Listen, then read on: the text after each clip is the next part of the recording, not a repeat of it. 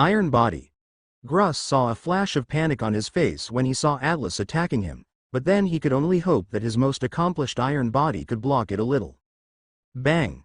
Without any suspense, Gruss was directly knocked out and fell heavily to the ground like a broken sack, once again losing one man.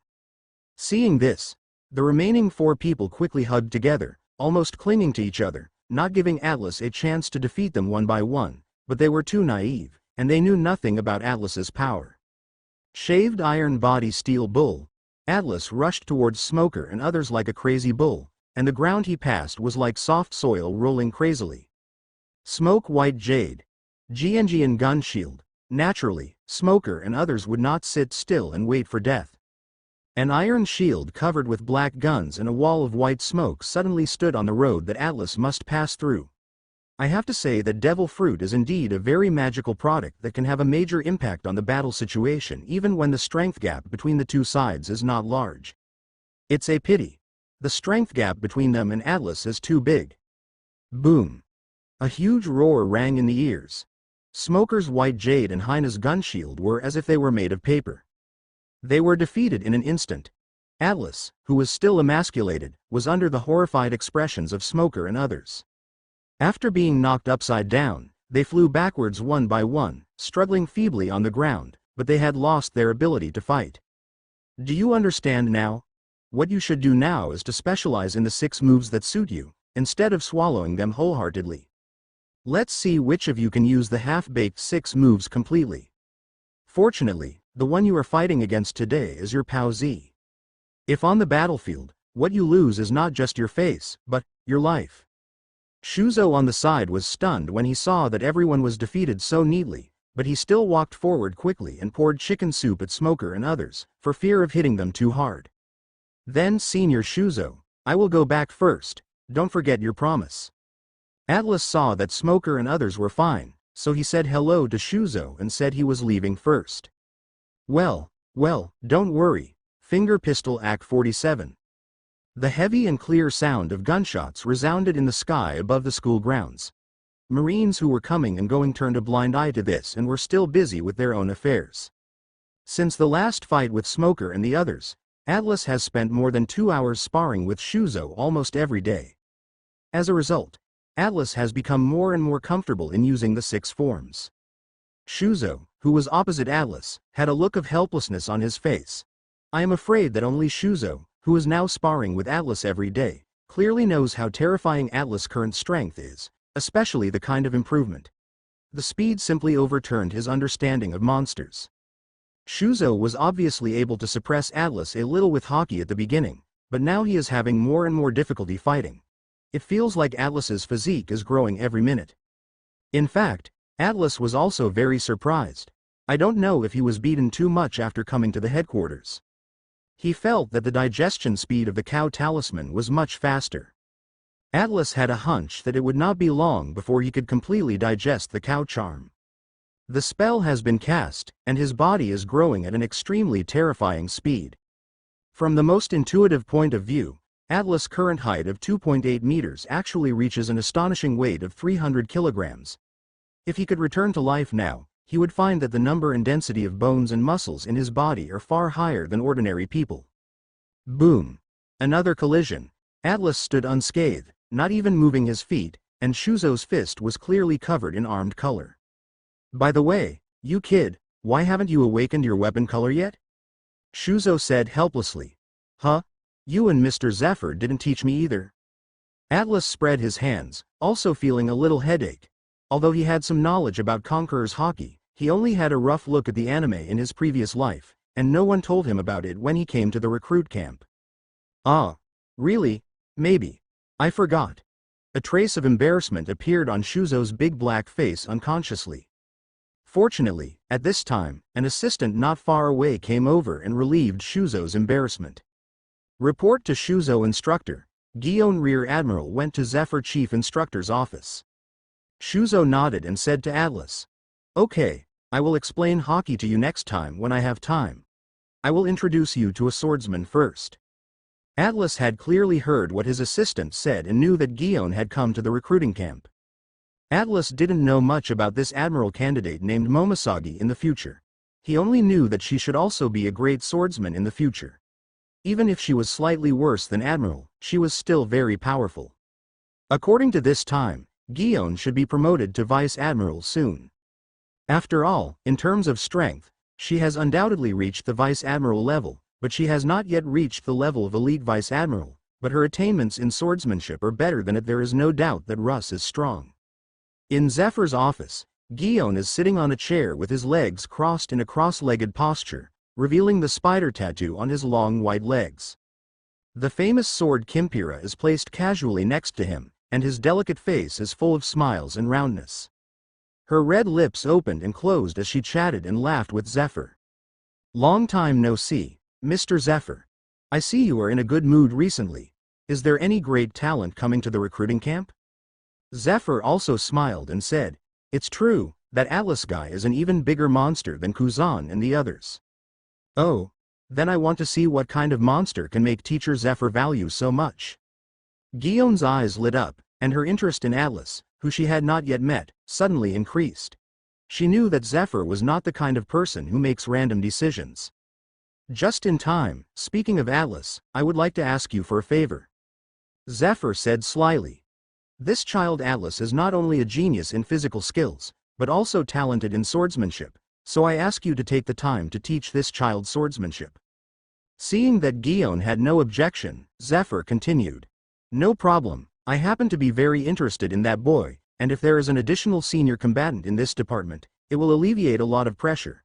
I can also relax a bit. Maybe I still have time to take a vacation." As he spoke, Guillaume stretched sleepily, revealing his perfect body curves.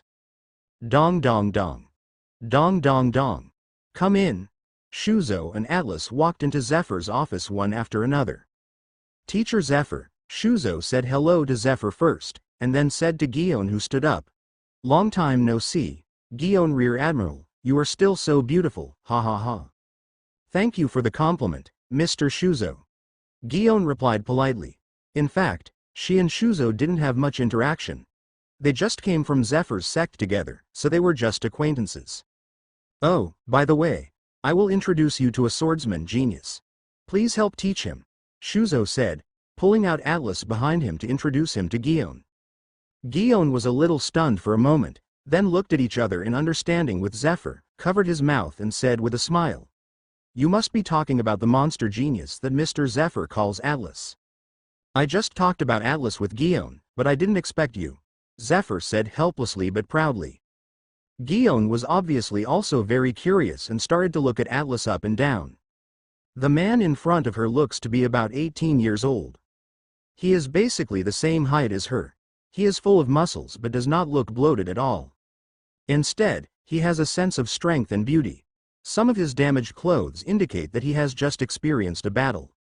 He probably came over after sparring with Shuzo, and then turned his attention to third-generation Kitetsu on Atlas's waist. Demon sword. Guillaume looked at Atlas with a somewhat surprised expression. "You know, there are very few swordsmen who use demon swords as their own sabers, and many swordsmen even avoid them." "That's right, third-generation ghost," Atlas said the first words he entered the office, and then slowly pulled out third-generation ghost from his waist. The cold light gives the illusion of lighting up the office. "What a knife!" Seeing this scene, Guillaume couldn't help but exclaimed in admiration. The quality of this knife was top-notch even among the high-quality swords. "Okay, don't show off your sword there, Guillaume.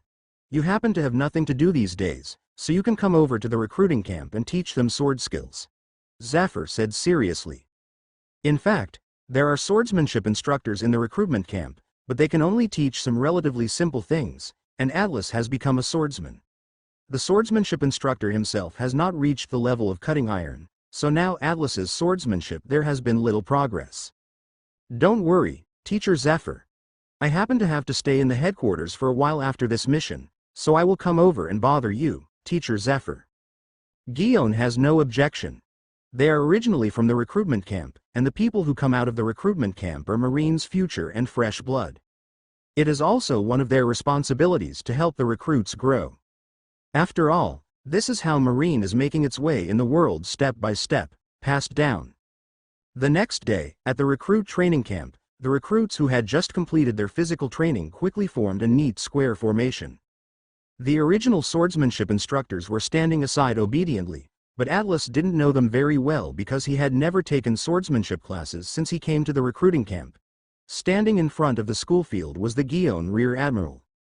"Hello everyone, I am your new swordsmanship instructor Guion, and my current position is the Rear Admiral of the headquarters," Guion said with a smile as he looked at the recruits who were standing solemnly. "Now, people who want to learn swordsmanship come out." Soon people came out quickly, not many, only about 40 people.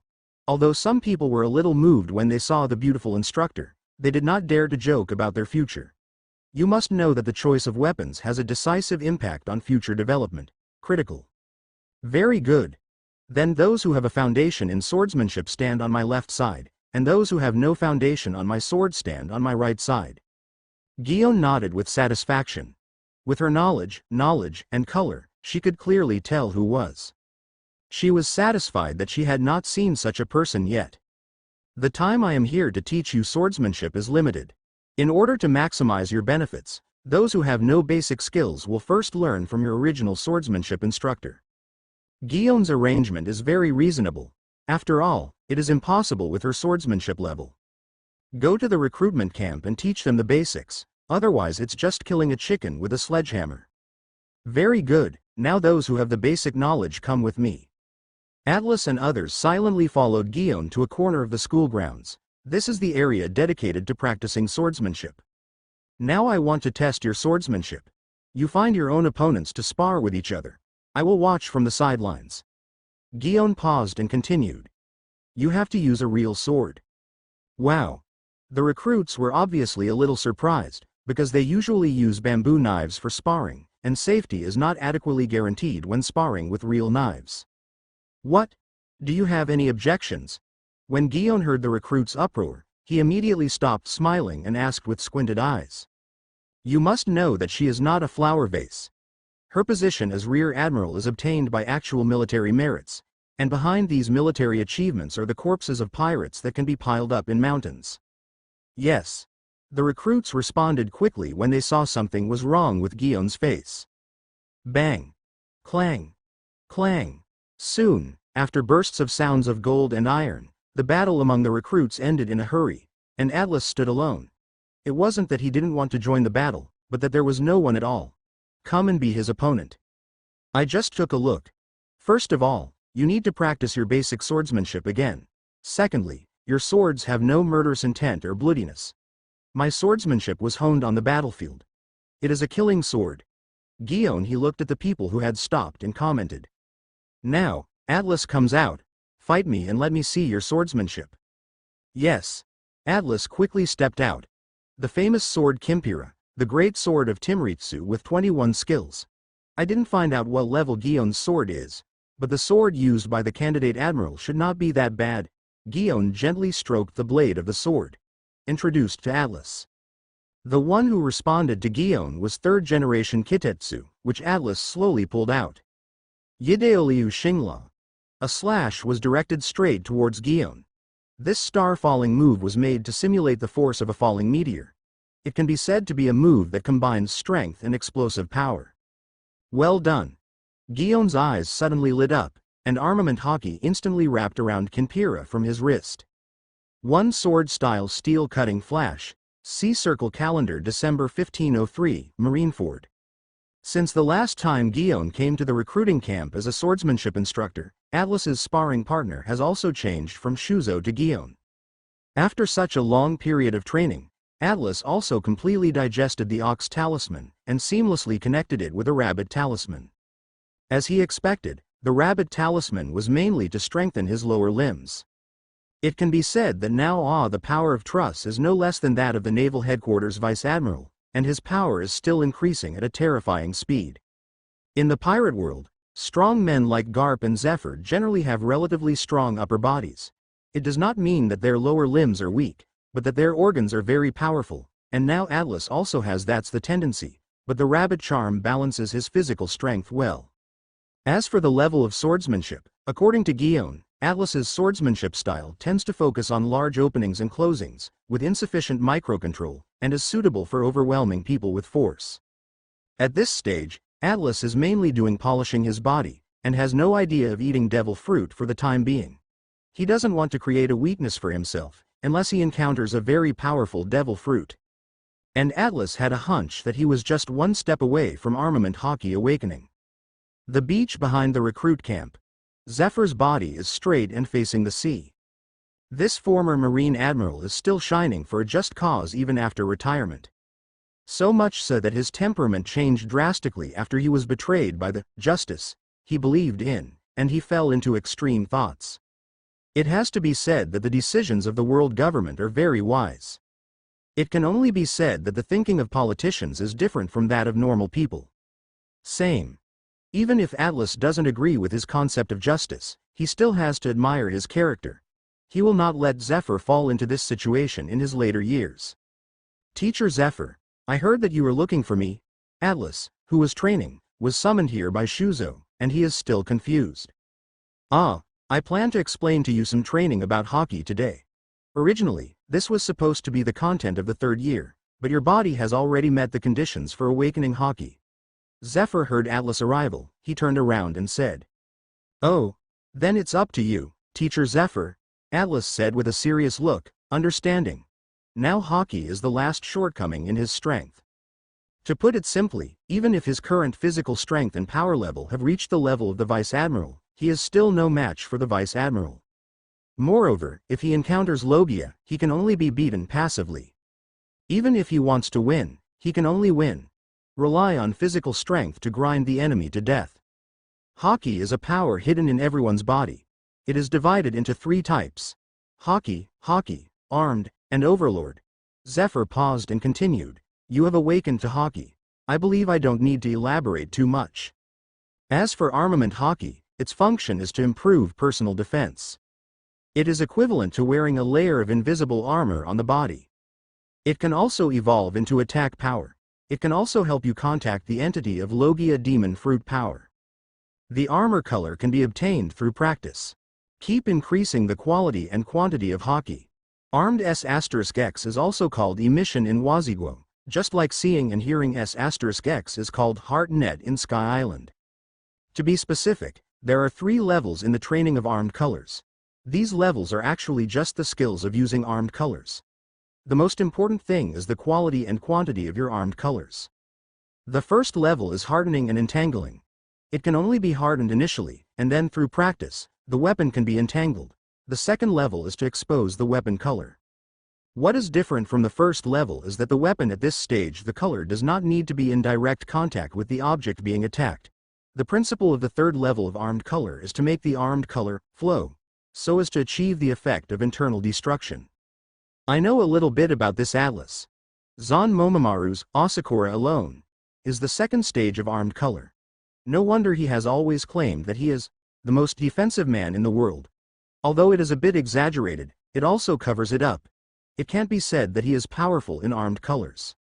Actually, most people in the world only have the first level of weaponry, but the strong one must be the Grandmaster.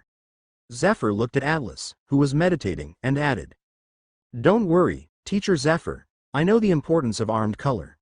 Atlas smiled when he heard this. He knew that Zephyr was afraid that he would underestimate the cultivation of armed color and deliberately reminded him. "Well, it's good that you understand."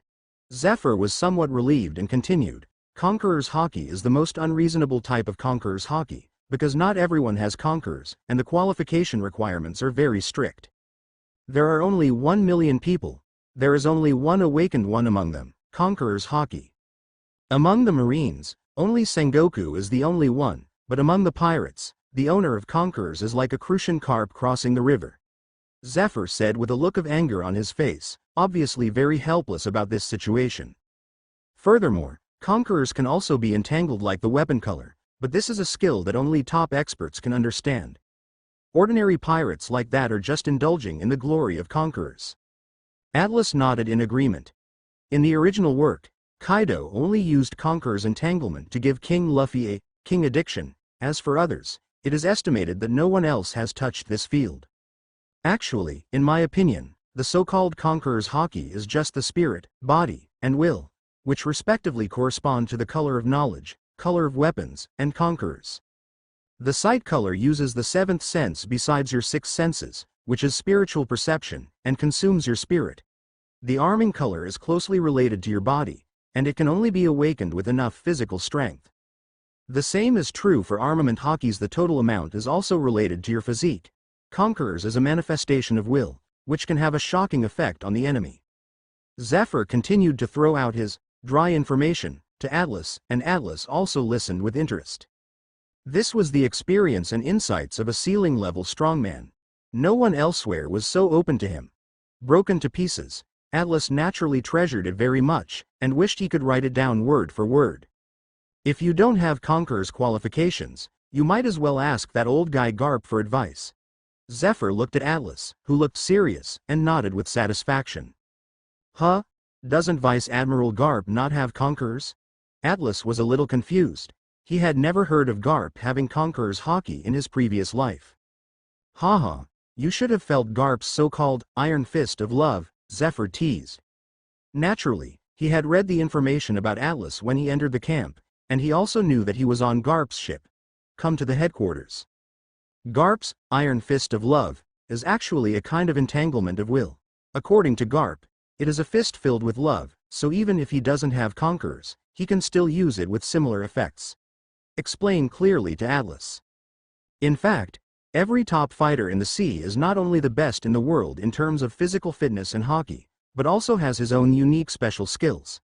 Like Black Arm, Zephyr, his weapon color is definitely the best in the sea, while Iron Fist, Garp is good at using the entanglement of will.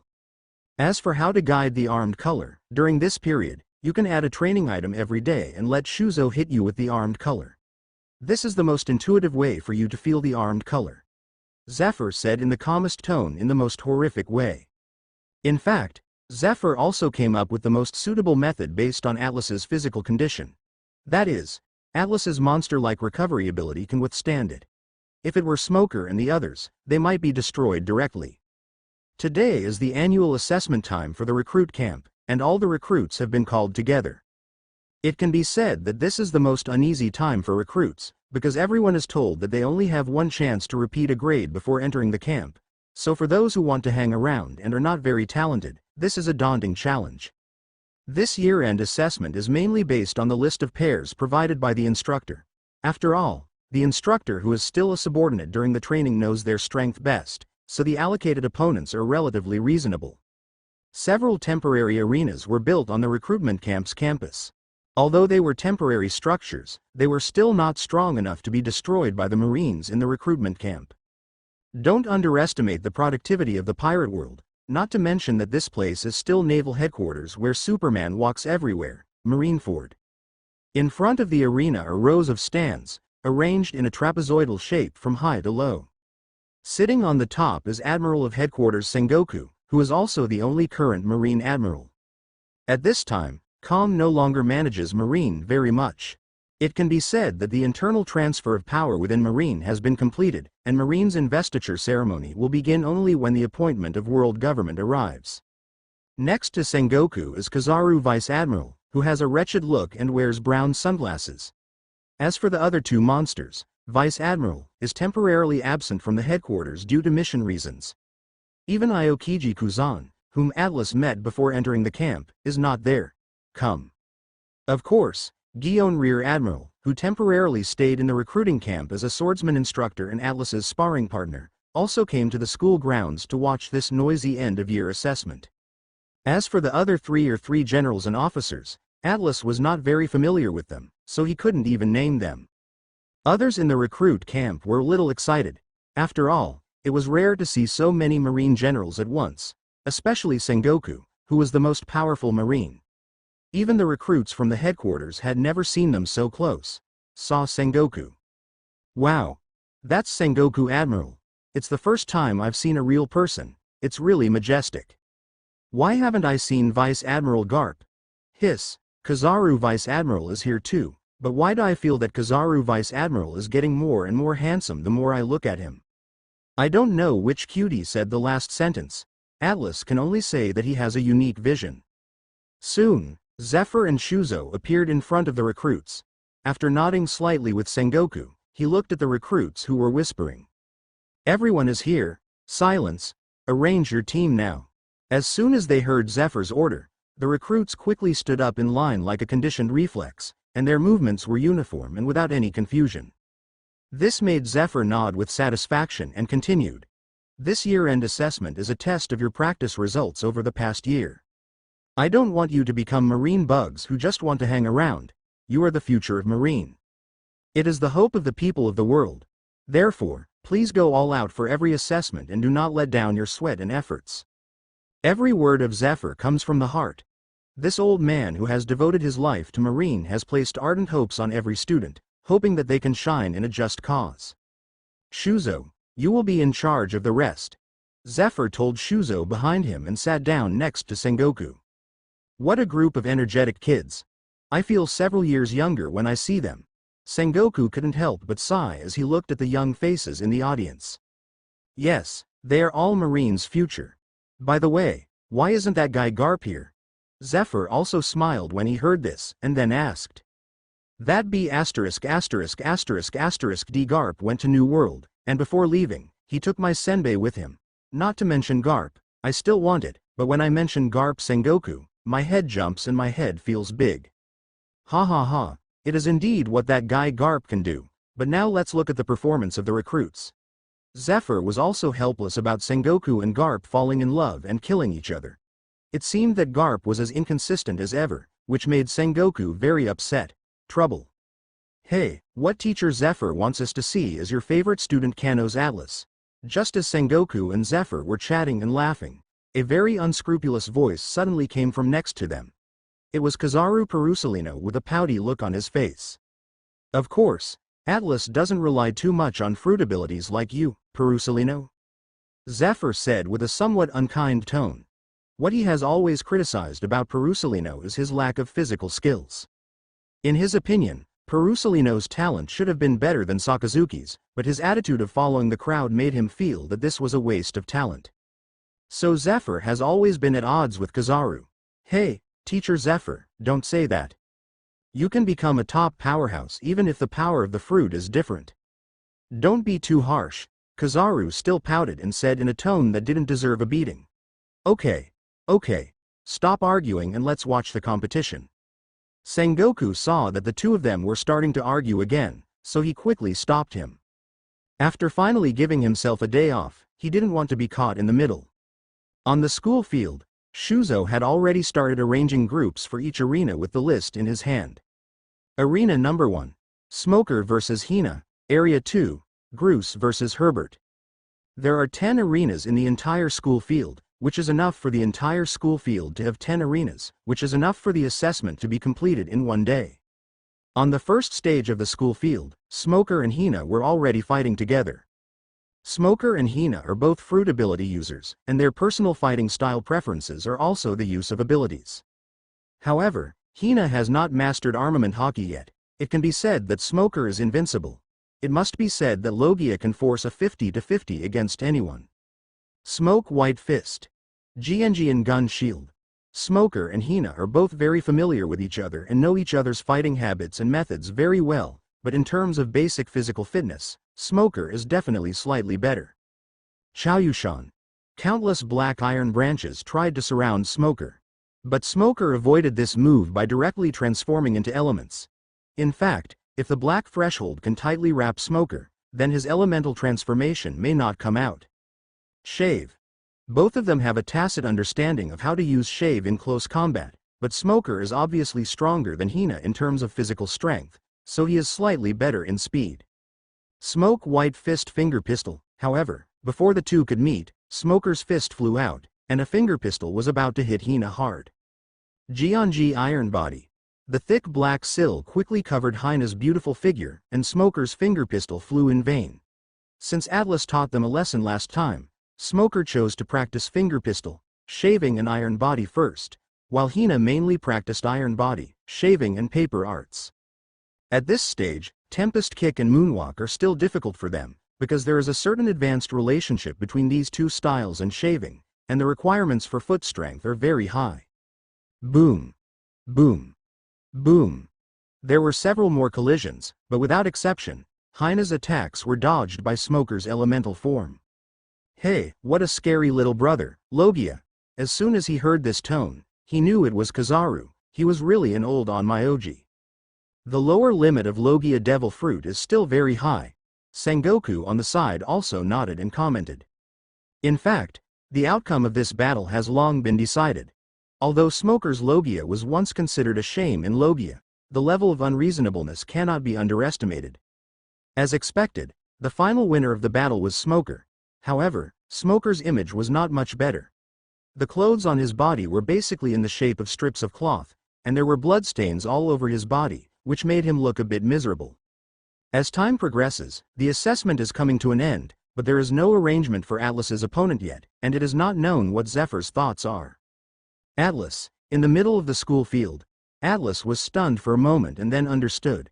After all, he made too much noise when fighting, and the ring could no longer meet the needs of the venue. As for who his opponent was, Atlas also had some guesses in his mind.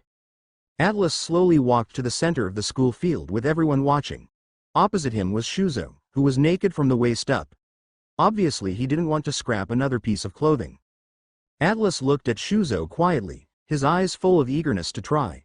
After all, he had fought against Shuzo the most times in the past year, but he had never really defeated Shuzo once, but the result this time it will be different.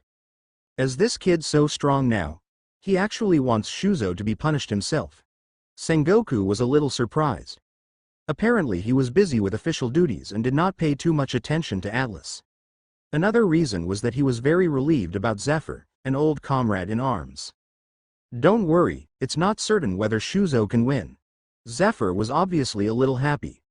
After all, there was nothing more proud than showing off his proud student in front of his old comrades. Shave. Atlas and Shuzo started to attack in a tacit understanding, obviously intending to fight directly in close quarters. Atlas did not take advantage and gave up the use of swordsmanship to carry out long-range attacks. Iron Body Fist Shatter. The fist shadows all over the sky were attacking Shuzo. Shuzo was not in a hurry, his eyes flashed red, and he was locked in sight. Paper Arts Ooze. Suddenly, Shuzo's body rolled freely between Atlas's fists like a puddle of mud. When Atlas saw this, he didn't intend to do any useless work. He took a step back and made a gun shape with both hands. Fly Finger Pistol Gatling. The vacuum bullets were released wantonly as if they were free of charge, and the huge kinetic energy even produced violent roars in the air. Iron Body Steel Armed. Shuzo's pupils shrank, the blood flow in his body accelerated, and his whole body was covered in armed colors. The flying finger pistol kept hitting Shuzo's dark body, splashing sparks, but the huge force still made Shuzo's body unable to stop moving back, fall back. In fact, Shuzo has no choice. When Zephyr taught him Haki, he also said that it is very stupid to cover the whole body with Haki, because the total amount of Haki for a person is limited. Such behavior that covers the whole body will, firstly, reduce Haki's defense power for those who have insufficient training in Haki, and secondly, it will consume too much of Haki.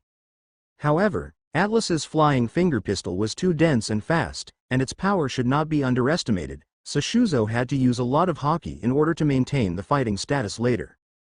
Tempest Kick Chaos. Shave. Shuzo was not willing to be a passive target. He raised his right foot and launched a series of chaotic vacuum slashes towards Atlas. He also used his body shave to quickly get closer to Atlas. Well done. Ha ha ha, Atlas laughed, relying on his powerful iron body skills to forcefully carry Shuzo's Tempest Kick off. Clear bloodstains appeared on Atlas's body, and then slowly disappeared and turned into less obvious white marks. Sengoku in the stands was a little surprised. Although he knew from the intelligence that Atlas's self-healing ability was at the monster level, he didn't expect it to be so pervert. However, Shuzo was not surprised at all. He was used to it. He just quickly closed the distance between him and Atlas, trying to take the opportunity to give Atlas a hard blow. Return of Life Iron Body Valkyrie Arm. Facing Shuzo's offensive, Atlas did not dodge. His raised right arm suddenly swelled, and the sleeves on his arms turned into debris. His blue-black fist collided with the speeding Shuzo. This martial arts arm is the result of his recent practice of returning life. He has been able to pour consciousness into his arm. Although the return of life is not complete, it is a small achievement. The explosive force caught Shuzo off guard. Despite the defense given to him by his armor, the terrifying force still knocked Shuzo away. Good boy. You really gave me a surprise, ha ha ha. Zephyr laughed heartily. Sengoku on the side was speechless. After all, Atlas had given him a big surprise today. The strongest justice. Sengoku was a little distracted. Maybe, this kid can really do it. Marineford, Recruit Camp Campus. What a terrifying power. Shuzo stood up slowly in the middle of the school field and sighed with a complicated look on his face. This is the first time he has said these words after meeting Atlas. Every time he fights with Atlas, he can feel this helpless power. I lost. Congratulations, Atlas. Shuzo was a little depressed, but at the same time he was happy for Atlas. Shuzo instructor accepted. Atlas said modestly. Thanks to Shuzo's sparring, his strength has improved so quickly, so it's naturally impossible for him to show off his rhetoric at this time. Moreover, they are not engaged in a life and death battle. Enough is enough, and they just need to understand the gap between the two sides. See Circle Calendar, March 1504, Headquarters Recruit Camp Campus. A young man about 2.8 meters tall with a resolute expression stood in the center of the school ground. His smooth muscles fit perfectly on his body, as if he was wearing a set of armor that could be used in battles, which was intimidating. Opposite the young man is a burly, dark-skinned man with a black face. The man's hands are covered with a layer of black and purple shiny armament hockey, and he is constantly beating the young man in front of him. These two people were Atlas and Shuzo. Based on Zephyr's suggestion, Atlas shamelessly recommended himself as Shuzo's human punchbag. Feeling the collision between armament hockey and his body, Atlas' understanding of armament color became deeper and deeper. He had a hunch that with just one opportunity, his armament color would be completely awakened. Okay, today should be the day of actual combat training, so let's get here first. Shuzo slowly took off his arms and said to Atlas, who looked enjoying himself. Practical training is the second-year project of the Marine Recruit Camp. In the first year, a lot of resources are spent on training recruits. It is impossible to send recruits to the battlefield in the first year, which is tantamount to massacre. However, recruits cannot be cultivated in a greenhouse, so starting from the second year, recruits will often be led to experience the cruelty of war. In the original work, Zephyr met the idiot Whitebeard II and Miss Bargain when he led Ain and Bins to conduct actual combat training. In order to protect the recruits, Zephyr was in dire straits, and because of Zephyr's asthma attack, his arm was amputated. Hey, kids, we're going to the Sabaody archipelago soon. A strong man with scars on his face and open clothes was holding a mace with dense barbs. He stood on the bow of the ship and smiled wildly at the crowd of pirates below. Oh, ha ha ha, new world is coming. Captain, let's go first and pull Whitebeard down from the throne of being the strongest in the world. Ha ha ha ha. Of course, the captain is a pirate supernova with a bounty of 90 million. The pirates laughed wantonly. After all, they firmly believed that there was a man on their ship who could become the pirate king. Naval Headquarters, Marineford Harbor. A row of serious-looking Marine soldiers stood in front of the port, headed by Marine Recruit Battalion Chief Instructor Zephyr. Recruits, justice must be poured out with blood. Today, I will lead you in the first actual combat training of the year. This is not an exercise, but a bloody battlefield.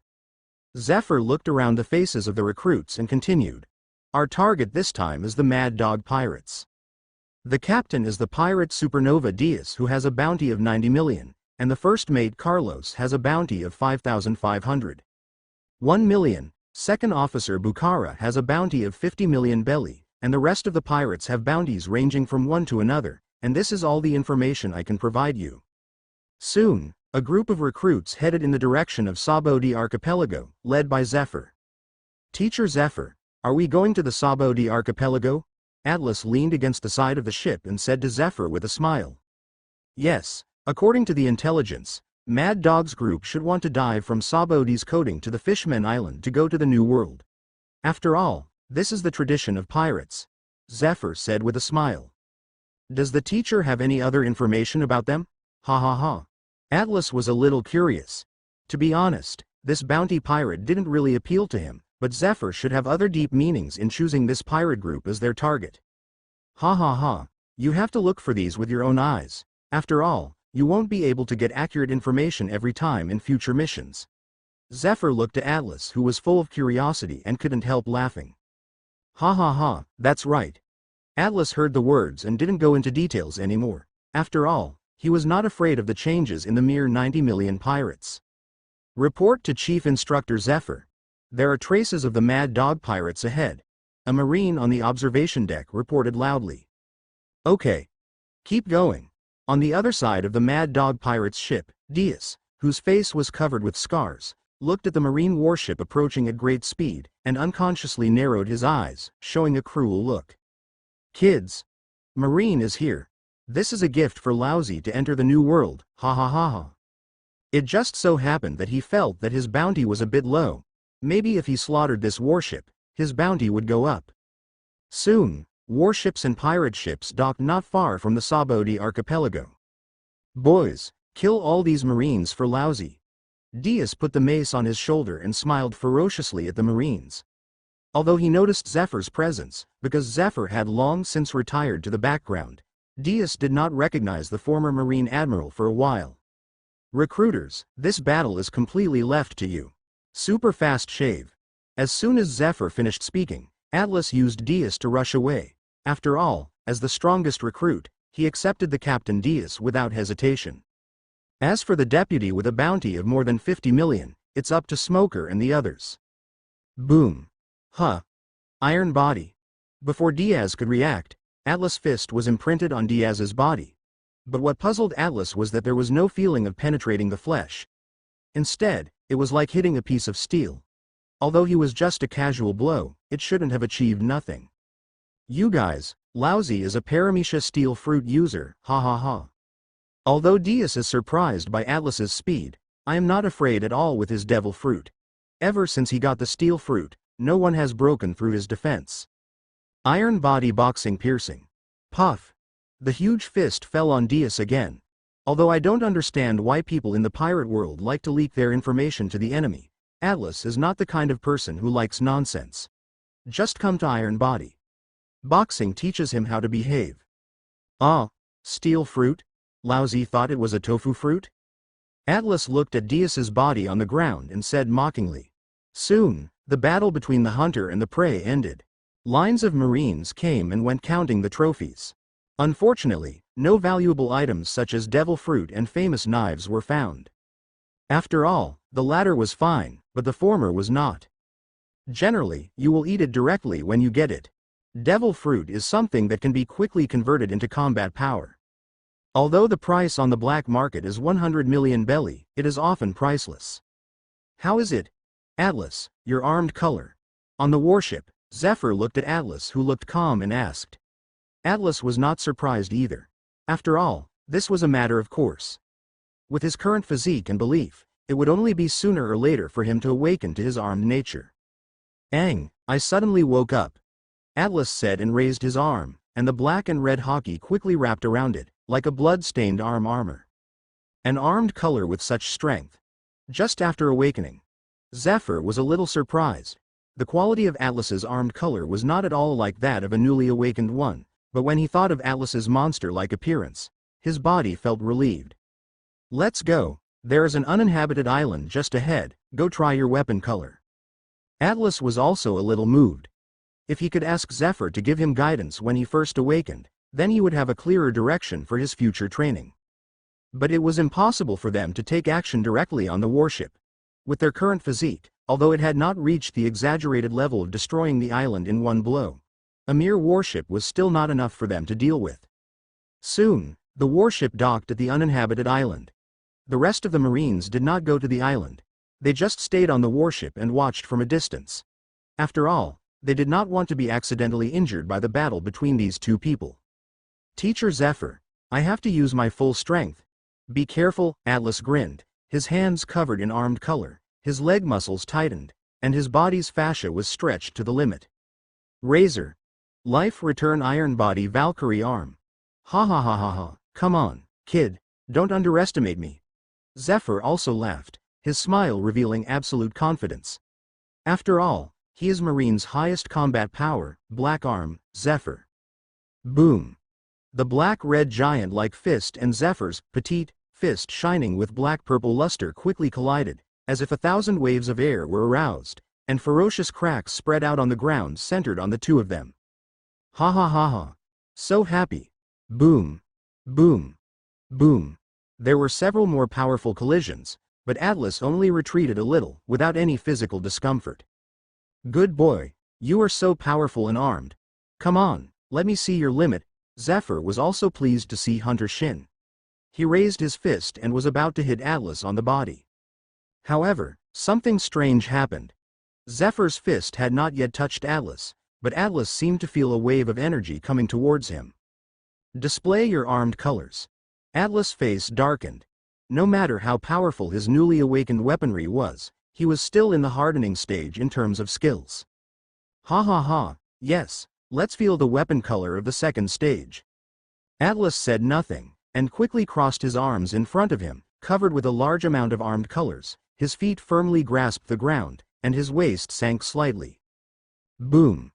The huge impact knocked Atlas back more than 10 meters, but Atlas's body shape did not change.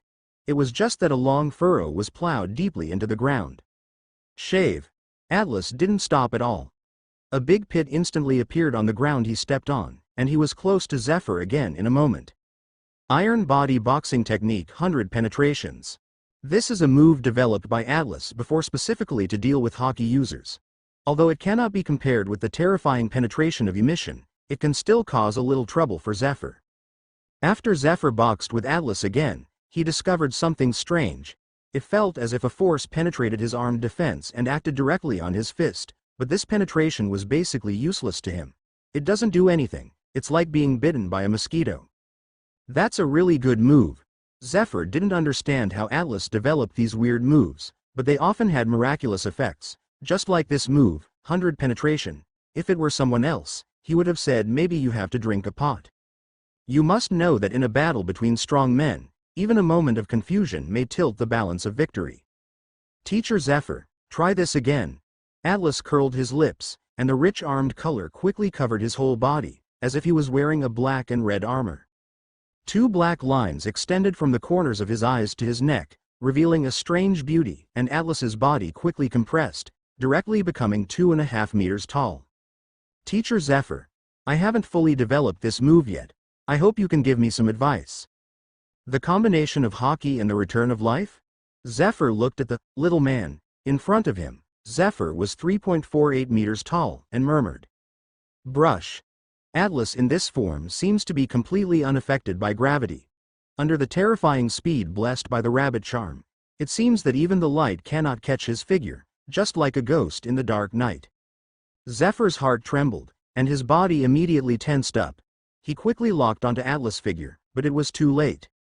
Armed Iron Body Boxing Heavy Hammer, Atlas's fist suddenly swelled and struck Zephyr like a war hammer. The part of his arm that was in contact with the air even burst into flames due to the violent friction. Zephyr felt an oppressive shadow in his heart, but he still endured the discomfort and used Haki to parry. Bang! A huge sound spread from the island to the surroundings, and even Marines staying on the warship felt a tinnitus and subsequent dizziness. When the smoke and dust dissipated, 2 figures, one large and one small, facing each other were revealed, evenly matched. Cough, cough, huh, huh, huh. Suddenly, Zephyr slowly bent his tall body, began to pant violently, and his face gradually turned red. Huh? Atlas saw that something was wrong. Logically speaking, the battle just now would not consume much physical energy for Zephyr, but he suddenly frowned, as if he remembered something. Divine Speed Razor. Atlas quickly returned to the warship, and regardless of everyone's surprised looks, he quickly rushed into Zephyr's room and smashed it open without even opening the door. See Circle Calendar 1504, an unknown island in the waters near Sabodi Archipelago. Atlas put the asthma medicine he had brought into Zephyr's mouth and slowly patted Zephyr's thick back. Finally, Zephyr's face slowly calmed down and his breathing gradually returned to normal. It turned out that Zephyr had just suffered an asthma attack, which made him weak. Fortunately, Atlas seemed to have heard that Zephyr had asthma problems before, so he immediately brought the medicine on the ship. In fact, Zephyr usually carries medicine with him. But I was killed when I fought with Atlas just now. Headquarters recruitment camp, Zephyr office. Teacher Zephyr, that day. Atlas asked worriedly. A week has passed since their actual combat training. Although he tied with Zephyr in the last attack, he would not be so arrogant that he now has the highest combat strength in the department. It's okay, it's an old problem. Zephyr didn't care. It's not like he hasn't seen a doctor about his asthma, but he accumulated too many hidden injuries when he was young, and now there is no cure for this problem. Atlas didn't say much after hearing this. After all, Zephyr was a former Marine admiral and the current instructor of the recruit camp. The medical resources he enjoyed were far beyond what he could have imagined. Without continuing this topic, Zephyr remembered the last battle and asked, "How long can you maintain the state you were in last time?" "Huh. It should. Can last for a long time," Atlas replied with some uncertainty. "If I'm not mistaken, the move you developed is a combination of life return and hockey. It should consume a lot of hockey and physical strength." "Ah, that's right, and I haven't mastered the method of returning life yet, so I may be a little lacking in power. As for the consumption of physical strength in hockey, I'm not too worried. I feel that my hockey capacity should be higher than that of ordinary people, a lot more." As Atlas spoke, he covered hockey all over his body and continued, "I feel like it's okay to continue fighting for several days and nights by covering my whole body like this." Zephyr's pupils shrank when he heard this, and a look of shock could not be suppressed on his face. "You remind me of a person, an extremely talented pirate." "Oh? Who is it?" "Douglas Bullet." "Bullet?" Atlas was a little unfamiliar, but he didn't remember such a character in the original work. Bullet, known as the Devil's Descendant, was a former crew member of the Roger Pirates. In Sea Circle Calendar 1499, when he was 22 years old, Marine launched a buster call on him. In the end, he was defeated because of exhaustion of physical strength. At that time, Garp and Sengoku is also a person involved in the arrest, and is currently being held in Impel Down LV.6. His physical talents are similar to yours, and he has extremely terrifying hockey power. Zephyr said with a somewhat solemn expression. Although he did not participate in the battle that year, he was very surprised to learn the result after Sengoku and Garp's dictation. He can only say that he is worthy of being called the successor of the demon. Although Atlas was a little surprised, he was not afraid at all. After all, these people were just stepping stones for him to become the strongest. So, never look down on anyone. There will never be a shortage of monsters in this sea. Zephyr warned with a serious look. Yes. Teacher Zephyr, Atlas is not the kind of person who underestimates the enemy. He still understands that a lion must fight a rabbit with all his strength. Teacher Zephyr, I have one more thing to report to you. Dong dong dong. Dong dong dong. Please come in. Recruit Atlas. I met Sengoku Admiral. Atlas walked to Sengoku's desk and saluted with a standard military salute. When Sengoku heard the voice, he reluctantly looked up from the document and raised his hand to adjust his frog glasses. He still had the same fluffy head and braided beard. Is something wrong? Captain Atlas. Sengoku is a little confused. Logically speaking, the current Atlas should be in the recruitment training period, and there should be no intersection with him for the time being. Report to Sengoku Admiral. Recruit Atlas to apply for early graduation after the year. Oh, can you tell me the reason? I think the recruiting camp is no longer very helpful to the growth of my strength. For me now, fighting is the best nourishment, and I am ready to step onto the world stage. After a pause, Atlas continued with a smile. Besides, I think the pirates should be looking forward to the coming of fear. Boom. Boom. Boom. Sengoku knocked on the table slowly, his eyes flashing with wisdom from time to time. He was thinking about what kind of changes Atlas's appearance would bring to his layout. As Marines, the resourceful general, Sengoku could not be careless.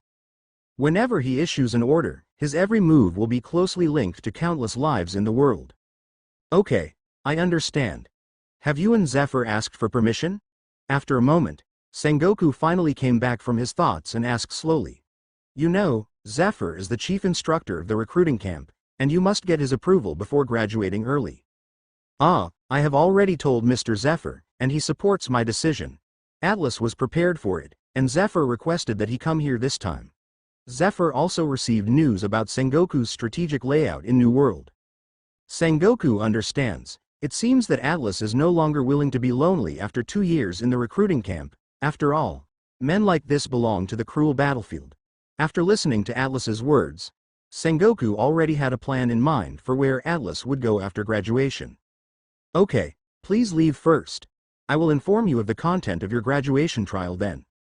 In fact, Atlas originally told Zephyr that he planned to graduate from the recruitment camp now. After all, he has already learned everything he thinks he should learn, and his armed color has been awakened. It is a waste to stay in the recruitment camp now. It's better to go out and experience it early, maybe you can hone your weapon color more deeply. But Zephyr rejected his proposal outright, thinking that his armed color had just awakened, and at least he had to be proficient in some basic uses of armed color before he could officially graduate. Moreover, Atlas's life return was still not at a certain level. Right now, he can only put his consciousness into his arms. If he stays in the training camp, Zephyr can also give him some advice in this regard. Once Atlas completely returns his life and successfully cultivates, he will basically be able to run rampant in the paradise. Even if he encounters a big pirate in the New World, he will still be able to fight. The location of your graduation trial this time is G8 Fortress, and the commander is Jonathan Vice Admiral. Although there are rumors that G8 Fortress is a large and inappropriate fortress, don't underestimate Jonathan. Just ask him for more advice after you get there. In the waters near Marineford, a speedboat flying the marine flag was galloping quickly in the uninhabited waters. Atlas on the boat was steering the rudder of the speedboat with some boredom. His destination this time was the G8 Fortress. That is where he will conduct his graduation trials in the next 3 months. Originally, according to the practice of previous years, the headquarters should dispatch warships to send the recruits who participated in the trial to their respective assigned warships one by one. However, Atlas's situation is a bit special. He applied for early graduation on his own, and it is impossible for the headquarters to specially a warship was sent to pick him up, and Sengoku and the others were very confident about Atlas's strength, so under Sengoku's decision, he was assigned a speedboat that had been eliminated by Marine as a means of transportation. When will this broken ship get to the G8 Fortress? Atlas was speechless, saying that even the eliminated speedboat shouldn't be so useless. Feeling a little bored, Atlas picked up the chart next to him and read it. This chart was specially surveyed and mapped by the Marine troops. It is much more precise than any chart on the market. After all, every Marine uses it. Life upholds justice. Sometimes a detailed chart may be a life-saving straw. Enies Lobby used to be the capital of the Seven Waters. It's a good place to upgrade this broken ship. Atlas silently planned in his mind, and then took out the permanent pointer to the capital of the Seven Waters that Zephyr gave him before leaving. The capital of Seven Waters is the Royal Shipyard of Marine. It can be said that the best shipbuilding craftsmen in the world are gathered there. Even many of the pirate ships were produced in the capital of Seven Waters. However, it is not known whether the construction of the sea train has been completed. Atlas thought with some anticipation. Time passed bit by bit, and Atlas, who had been sailing for several days, was finally able to vaguely see the outline of the Seven Waters capital.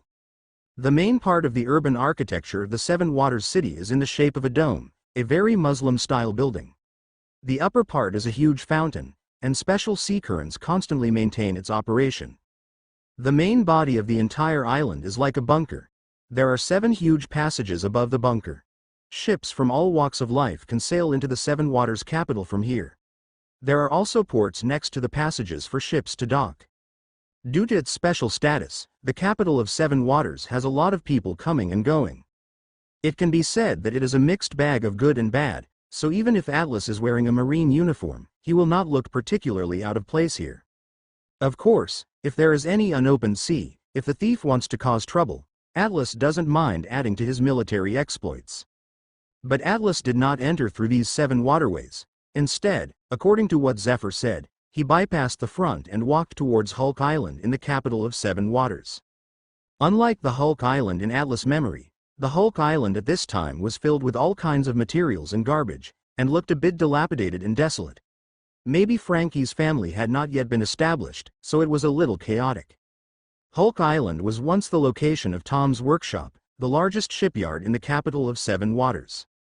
However, it was revealed to be Roger's shipbuilder and was sentenced to death by the world government. However, Tom asked the world government to complete the construction. The sea train died generously again. But in the end, the world government agreed to Tom's request and said that if the project was completed on time, he would be exempted from the death penalty. After Atlas landed on Hulk Island, a young man with blue spiky hair and wearing only a pair of red underwear walked towards him. He looked to be about the same age as Atlas. He looked at Atlas with some caution. The marine uniform on his body said, "Who are you? We do not provide shipbuilding services here for the time being." Frame, his previous name, didn't have a good impression of people from world government, even though Marine was just one of the affiliated organizations of world government. Kid, are you the talker here? I'll come over to find Mr. Tom?" Atlas looked at this strange young man and said, in fact, he has not thought about buying a speedboat, but because he is short of money now, he has to try his luck here. Maybe Tom just likes him. Just fix it for him. What do you want to do with Tom? He's not here. When Frame heard that he was looking for Tom, a trace of panic flashed across his face. However, he wisely did not reveal the relationship between himself and Tom's master and apprentice, but instead placed his hope that he could send Atlas away. "Well, I'm asking Mr. Tom to help me renovate the ship." "Of course, Mr. Tom's disciples can also do it," Atlas said, looking up and down at Flam, who was a little stiff, with a meaningful look. Yes, I am Tom's favorite disciple, Frame." Seeing that his little idea was revealed, Frame did not hide it anymore and made his identity clear. "However, we don't have time to renovate the ship for you." In fact, it was not Frame who deliberately made things difficult for Atlas, but because Tom was building a sea train, and Frame had been helping, and this was related to Tom's wealth and life. Even if Tom himself doesn't care about it, it's impossible for the disciples like him not to take it to heart. Okay then, sorry to bother you, kid." Atlas heard this and no longer forced Fram. He was not the kind of person who liked to force others to make things difficult.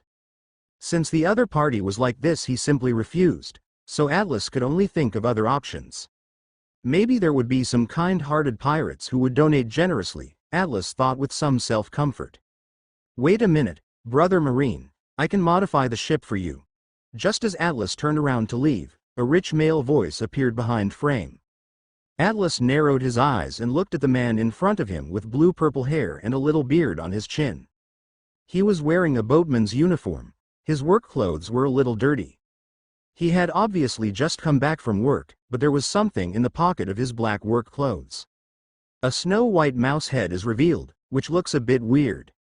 "What a strange combination," Atlas commented in his mind. "Iceberg." Frame was a little confused and didn't understand why the iceberg came. Originally, he was about to send away the Marine in front of him. "Hello, my name is Bingshan, and I am a disciple of Master Tom." Bingshan did not give Frame a chance to ask questions, and slowly stretched out his rough palm in front of Atlas. "My name is Kanos Atlas, Captain of Naval Headquarters." Atlas didn't mind, and went straight up to shake Bingshan's hand, then looked at the man with some confusion, quietly waiting for his words. Flam snorted with disdain, obviously looking down on Atlas's position. Atlas doesn't care. As for his position, he estimates that he will be officially appointed to a new military rank after he returns to his headquarters to report on his duties. "Sir Atlas, I can help you modify the ship for free, but I hope you agree to a condition," Bingshan explained, ignoring the unhappy Fram. "Oh, tell me about it." Atlas was a little curious. Logically speaking, what kind of help could he, a small captain, do to them? Tom was mostly exposed to high-level things, such as world government, Roger and the like. "I hope that if we are no longer here one day, Mr. Atlas can help take care of Flam." Hey, Bingshan, what nonsense are you talking about on your own?" At this time, Frame didn't buy it when he heard this, and said a little speechlessly, "Then why did Mr. Bingshan choose to entrust me with a little captain?" Atlas had to admire Bingshan's vision and foresight. Although world government granted Tom amnesty, he was still not convinced of world government's credibility. "Strong man, I feel the power of a strong man in you." "Oh, really? Then I will leave my ship to you. I will pick it up in 3 days. But let me make it clear first I'm a Marine. After saying that, he didn't care whether Bingshan understood it or not. He turned around and left. He still had to find a place to stay and wait for his ship to be renovated. Who would need to be taken care of by a stinky guy like you? Frame's somewhat angry voice came from behind Atlas. 3 days later. It was still Hulk Island. Atlas and Bingshan met here as promised, but that brat Frame did not follow him, and the two of them tacitly agreed not to talk about the conditions for that day. This was an agreement between men, and Bingshan believed it. Atlas will comply. Let's go, your speedboat is still in the same place.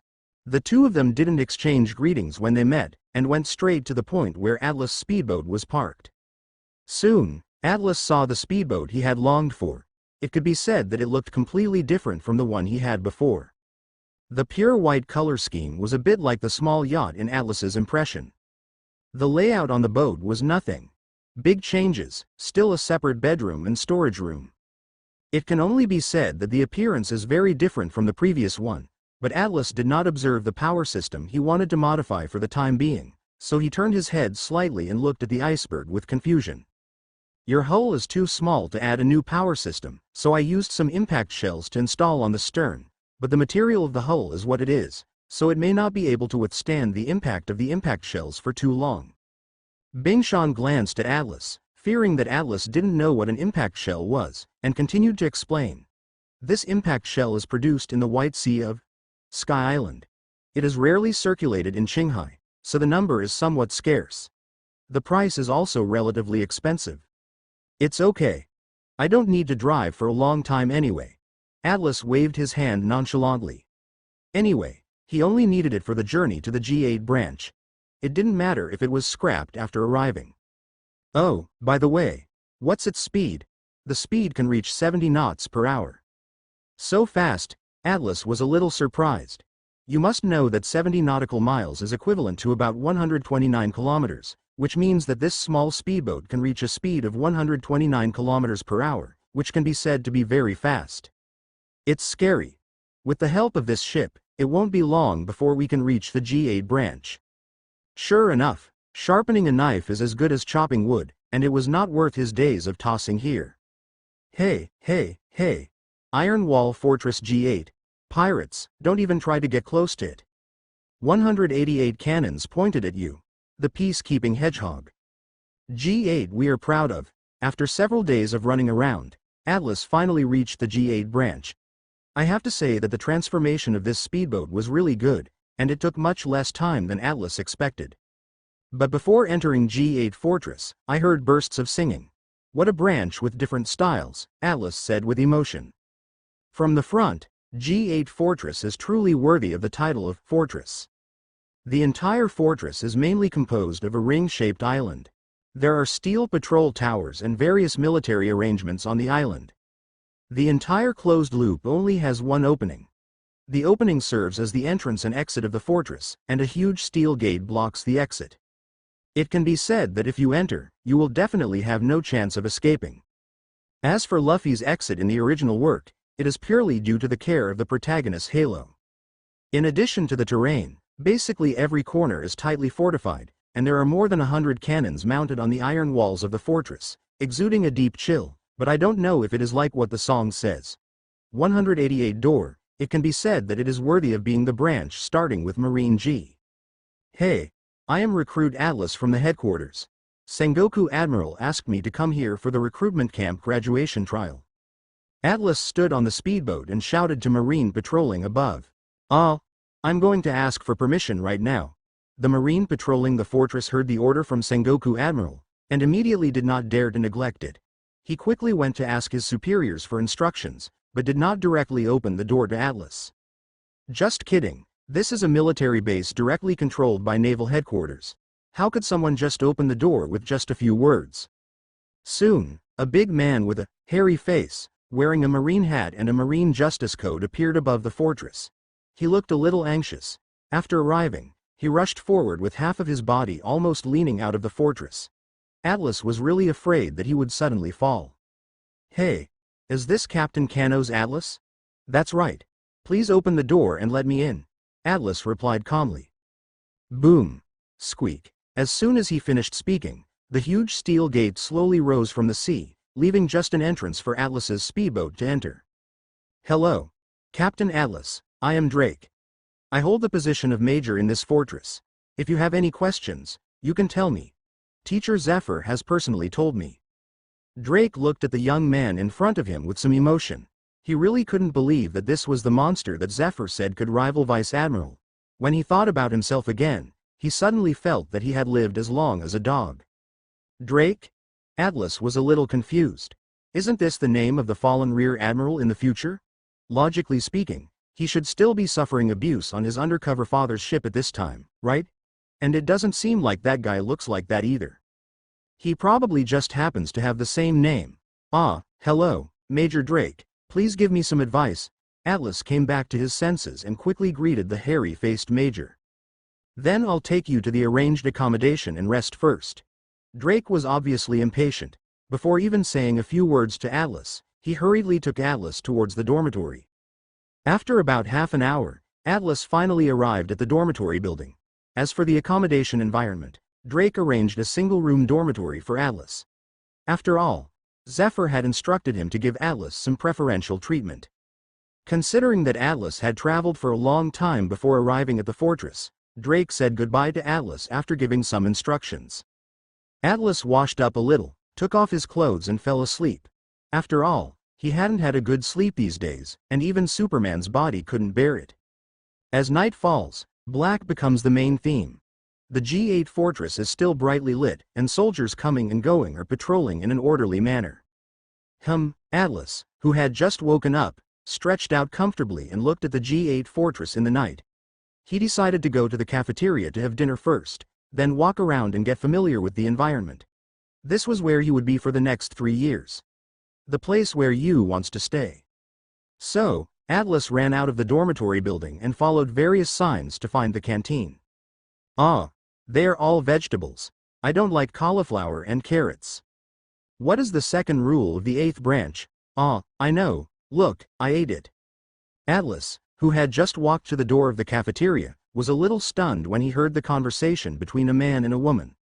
Logically speaking, there should be no one in the restaurant at this time.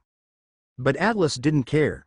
After all, there were strange people in this world, and maybe they just liked to eat so late. Thinking of Atlas, I planned to open the door of the restaurant. There was a man and a woman sitting at the dining table. The man had burgundy hair, a thick mustache and a Chinese character face. He was wearing a Marine uniform and the woman had long hair. She is very beautiful, wearing a chef's hat on her head, and looks like a kitchen staff in the canteen, but the two of them look very close. When they saw the door open from the outside, Jonathan and Jessica suddenly looked surprised. The two of them deliberately chose this time to come to the restaurant when no one was around. Hey, Marine over there, are you new here? Do you know the rules of the fortress?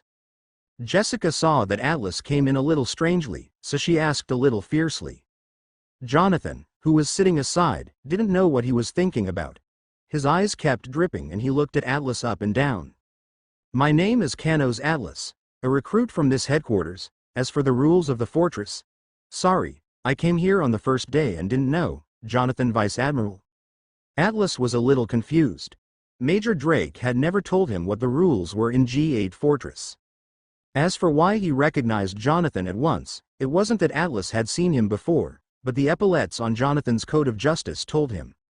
Jonathan was probably the only commander in the entire fortress with the rank of Vice Admiral. First, wash your hands before eating. Second, there must be no leftovers. Third, don't talk about work during meals. Fourth, you must brush your teeth after meals. Boy, you haven't washed your hands yet. Jonathan on the side was somewhat complimentary. Yes. Atlas responded loudly, and then went straight to the sink in the kitchen. He was still a person who followed the Romans. Since he came to the G8 fortress, he had to abide by the rules of the fortress. Miss Chef, could you please help me prepare a sumptuous dinner? After washing his hands, Atlas said with some grit. After all, his stomach was already protesting strongly. As for whether he would offend this lady who seemed to be untouchable, Atlas couldn't care so much, although she seemed to be either Jonathan's girlfriend or his wife. Just call me Jessica. As for the food, sit down and wait, and I will prepare it for you. Fortunately, this female chef named Jessica is more considerate and not as violent as she appears.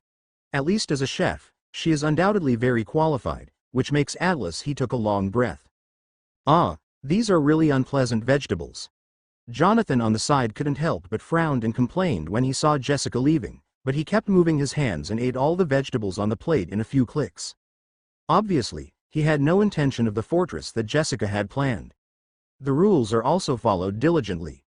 Vice Admiral Jonathan, I want to take over the mission tomorrow and start killing pirates. Atlas sat down across from Jonathan. Seeing that dinner was settled, Atlas couldn't help but have ideas about the next graduation trial. Now, what is the third rule of the branch? Boy. Jonathan did not answer Atlas's question, but instead asked about the fortress rules that had just been displayed. Atlas raised his eyebrows when he heard this, then fell silent and waited quietly for dinner. After having enough wine and food, let's go, kid, come to a place with me. Seeing Atlas sweeping away the food on the table like a whirlwind, Jonathan stood up and motioned for Atlas to follow him. So, Atlas watched as Jonathan took out fishing rods from the office, then ran to a corner of the fortress to catch fish. I'm sorry, I only have one fishing rod here, don't you mind? Jonathan looked to Atlas with empty hands, scratched his head and smiled. Hey, Jonathan, Vice Admiral, you don't look embarrassed like this. Atlas couldn't help but complain in his heart, but what came out of his mouth was completely different.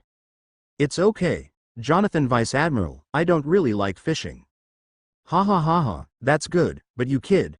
Jonathan narrowed his eyes and continued. I never fish for nothing. About my mission. Atlas didn't understand what Jonathan meant, but he still picked up the question he had just interrupted in the restaurant. Well, let's go find Drake tomorrow, what a hot-tempered brat. The first half of the Grand Line is a place called Paradise. A somewhat awkward pirate ship was swaying on the sea. The broken hull seemed to tell the story of the fierce battles it had experienced before. Only the pirate flag hanging on the thick mast was left. The torn piece of cloth is lingering.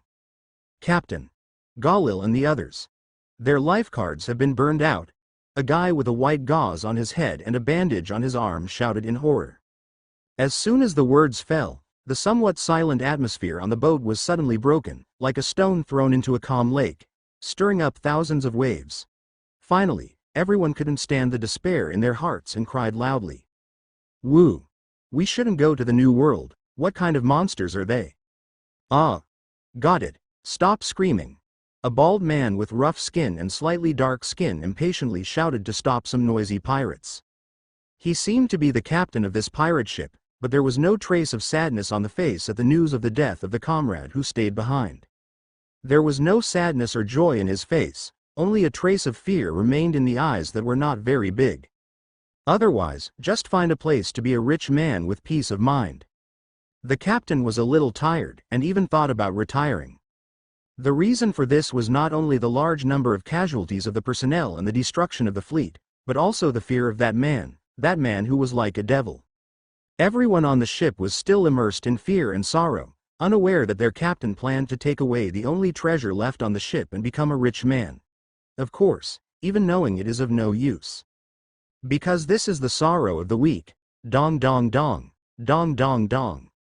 Atlas came to the staff office early the next morning. Maybe it was too early. Major Drake was the only one in the office at this time, but the door of the office was not closed, but Atlas was still polite. The ground knocked on the door. Is something wrong? Captain Atlas. Drake was a little surprised to see Atlas standing at the door. He quickly stopped what he was doing and asked Atlas's purpose in confusion. Major Drake, Vice Admiral Jonathan called me here. Jonathan Vice Admiral? Drake asked in confusion. You just arrived at the base yesterday, and you only met Jonathan Vice Admiral? Immediately, Atlas briefly explained his purpose to Major Drake. You want to go out of the fortress to participate in the mission? Drake looked a little surprised. Didn't you just settle down yesterday? Don't you need to rest in the base for a few days before going on the mission? It's okay, Major Drake. I'm in good condition now and can participate in the mission of catching pirates at any time. Okay then. Major Drake hesitated for a moment, then immediately started rummaging through the desk full of official documents. After a while, Drake shook his head apologetically and said, "Sorry, because our fortress is in a relatively forward position in the first half of the Grand Line, so it is relatively peaceful. We can only provide you with some information about pirates and battleship operations. There are relatively few, but a group of pirates who recently returned from the New World will pass near the fortress tomorrow." Drake hesitated again and said, "However, I personally do not recommend that you pursue this pirate group. There is a group of new pirates here who have just entered the Grand Line from the Four Seas. With your strength, it should be more than enough to chase them." Obviously, Drake somewhat discounted Zephyr's evaluation of Atlas's strength that he heard from Jonathan, thinking that it was just a teacher's habitual exaggeration of his favorite disciple. "I want to know the information about the pirates who came back from New World." Atlas didn't bother to care about what Drake was thinking. Anyway, he was too lazy to spend time dealing with that little miscellaneous fish. But, seeing that Drake wanted to say something else, Atlas took the information in his hand, politely thanked Drake and left. What an arrogant brat. Drake looked to Atlas retreating back, slightly annoyed, but he turned around and hurriedly ran out of the staff office and walked to the base commander's office. Atlas, who left the office, naturally did not notice Drake's behavior. He picked up the still warm piece of information in his hand and read it. "The Ekram Pirates, Captain Ekram, has a bounty of 200 million Baileys, Vice Captain Wirtz has a bounty of 160 million, and officers Galil, Ibe, and Duarte have a bounty of 50 million each. It ranges from 90 million to 90 million. Katakuri encountered the Big Mom pirates in the New World. He was defeated and seriously injured and escaped. Only one of the 3 fleets was left. Most of the crew members were killed or injured. The life and death of the vice captain was unknown. All the cadres were left behind. New World. Hey, I thought it was some kind of big pirate, but it turned out to be just a lost dog." Atlas curled his lips and said with some disdain, "It is estimated that this group of pirates wanted to challenge Big Mom in a pretentious manner, but the whole army was wiped out before they even saw him. There is always a shortage of such self-righteous guys in this sea. According to the route of this group of pirates, it is expected that they will pass through the waters near G8 tomorrow, so Atlas now plans to visit the training ground of the fortress. The training ground of G8 Fortress is very large. Whether it is the walls, floor, or ceiling, they are all wrapped in thick iron sheets, which is just enough for people to show off their skills without fear of damaging the venue. With Atlas's current physical strength, ordinary training can no longer meet his needs, and there are no sparring partners like Zephyr and Shuzo here. As for Jonathan Vice Admiral, although he and Sakazuki were from the same training camp, and the two seemed to have a good relationship, and it was expected that their strength would not be too bad, it was impossible for the top officer of the fortress to neglect his official duties and come to accompany him. He, a little captain, was making fists and kicks. So Atlas chose the simplest training method and asked someone from the logistics department for a huge piece of hardened steel. He could only use his fists to deal with it first. The time for training always passed quickly, and it was night again in the blink of an eye. Atlas looked at the pitted iron body in front of him and the blood dripping from it and let out a long breath. He did not cover his fists with military colors, but struck with pure bare fists, so his fists were always stuck in a cycle of injury healing injury, but the effect was quite remarkable. Atlas glanced at the sky outside the window, cleaned up the traces after training, and walked towards the cafeteria, but he did not see Vice Admiral Jonathan today. At the G8 Fortress port, a marine blue single-person speedboat was quietly moored there. This speedboat is the same as the one that Atlas drove from the headquarters before. They're both standard military speedboats. However, due to the transformation of the impact shell, the speedboat supports Atlas when he comes to the G8 Fortress. Passed away. The speedboat in front of him was obtained by Atlas from an old man in the maintenance team of the branch. It took Atlas several bottles of wine to successfully get the speedboat approved. After a while, Atlas headed out of the fortress in the drunken morning light. The sun penetrates the clouds and shines evenly on the blue sea. After several hours of sailing, the huge G8 Fortress was already out of reach, and it was surrounded by nothingness, giving people a sense of confusion. Well, we should be able to meet the Ekram pirates if we follow the route. Atlas carefully compared the information in his mind to pass the boring time on the sea voyage. Near the sea area of G-8 Fortress, a battle-damaged and dilapidated pirate ship was swaying on the vast sea, with a few bandaged pirates sitting sparsely on the wide deck. Many of them seemed to be strangely pale due to excessive blood loss. A mast covered with scars leaned against a bald man with a cold expression, but his face looked much rosier, as if the previous injury had almost healed. Ekram. Where are our next plans? Next to the bald man was a pirate who looked very sick. He seemed to be recovering from a serious illness, but his words did not show the same fear as others towards the bald man. Let's go back to South Blue to recruit the men we lost, and then consider the next step. Ekram slowly told his plan to Vice Captain Wirtz, but Wirtz didn't notice the ruthlessness flashing in Ekram's eyes. Captain Ekram. At this moment, on the only intact watchtower on the ship, a pirate in charge of reconnaissance suddenly changed his face and quickly warned Ekram.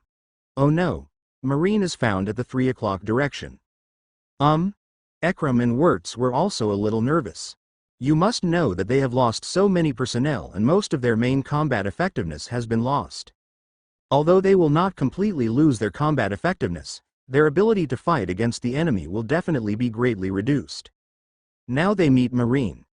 The two people immediately looked at each other and asked loudly, how many people are there on the other side? They were ready for a last-ditch battle, and Ekram's idea of retirement became stronger. This sea was so cruel that he was tired. It seems to be. The investigating pirate was a little unsure, just a Marine. What? The pirates on the pirate ship were a little frightened and angry. Although they lost a lot of people in New World, they were still among the best pirates in the park. Just sending a Marine to chase them would be a bit despising them. Children. Get the boat over to Lousy. Kill that guy for Lousy. Ekram opened his mouth cruelly, with a cruel look in his eyes, as if he wanted to vent his recent dissatisfaction on the incoming Marine. At this time, Atlas also discovered the broken ship of the Ekram pirates, and immediately stood up from the speedboat. Moonwalk. There seemed to be invisible stairs in the air. Atlas slowly climbed up the stairs and looked down at the panicked pirates on the deck. Why panic? It's just moonwalk. Ekram shouted. As a pirate who has arrived in the New World, he will naturally not be intimidated by the mere Marine 6 styles. At most, he will be wary of the young Marine in front of him. Although monsters are everywhere in the New World, it is still relatively rare for Marines to moonwalk in the park. What's more, this guy only has the rank of captain, so he may be a monster secretly cultivated within Marine. Hey, that little Marine over there, Lousy is Ekram with a bounty of 200 million belly. Ekram obviously flinched, hoping that his huge bounty would scare Atlas away, but he obviously misjudged the situation. The higher his bounty, the more excited Atlas became. I know, it's just a lost dog. As soon as he finished speaking, before Ekram could get angry, Atlas had already touched 3rd-generation Kitetsu on his waist. Yideoliu Xingla. Countless huge slashes were directed towards the pirate ship below like falling meteors. The expressions of a large number of pirates were suddenly frozen in shock at the last moment. The originally broken pirate ship was directly cut into pieces by a large number of slashes. Crumbs. A hole. Lousy is going to kill you. Looking at the pirate ship that had been reduced to pieces and the corpses that were constantly floating, Ekram couldn't help but curse angrily. Of course, he didn't feel sorry for these men.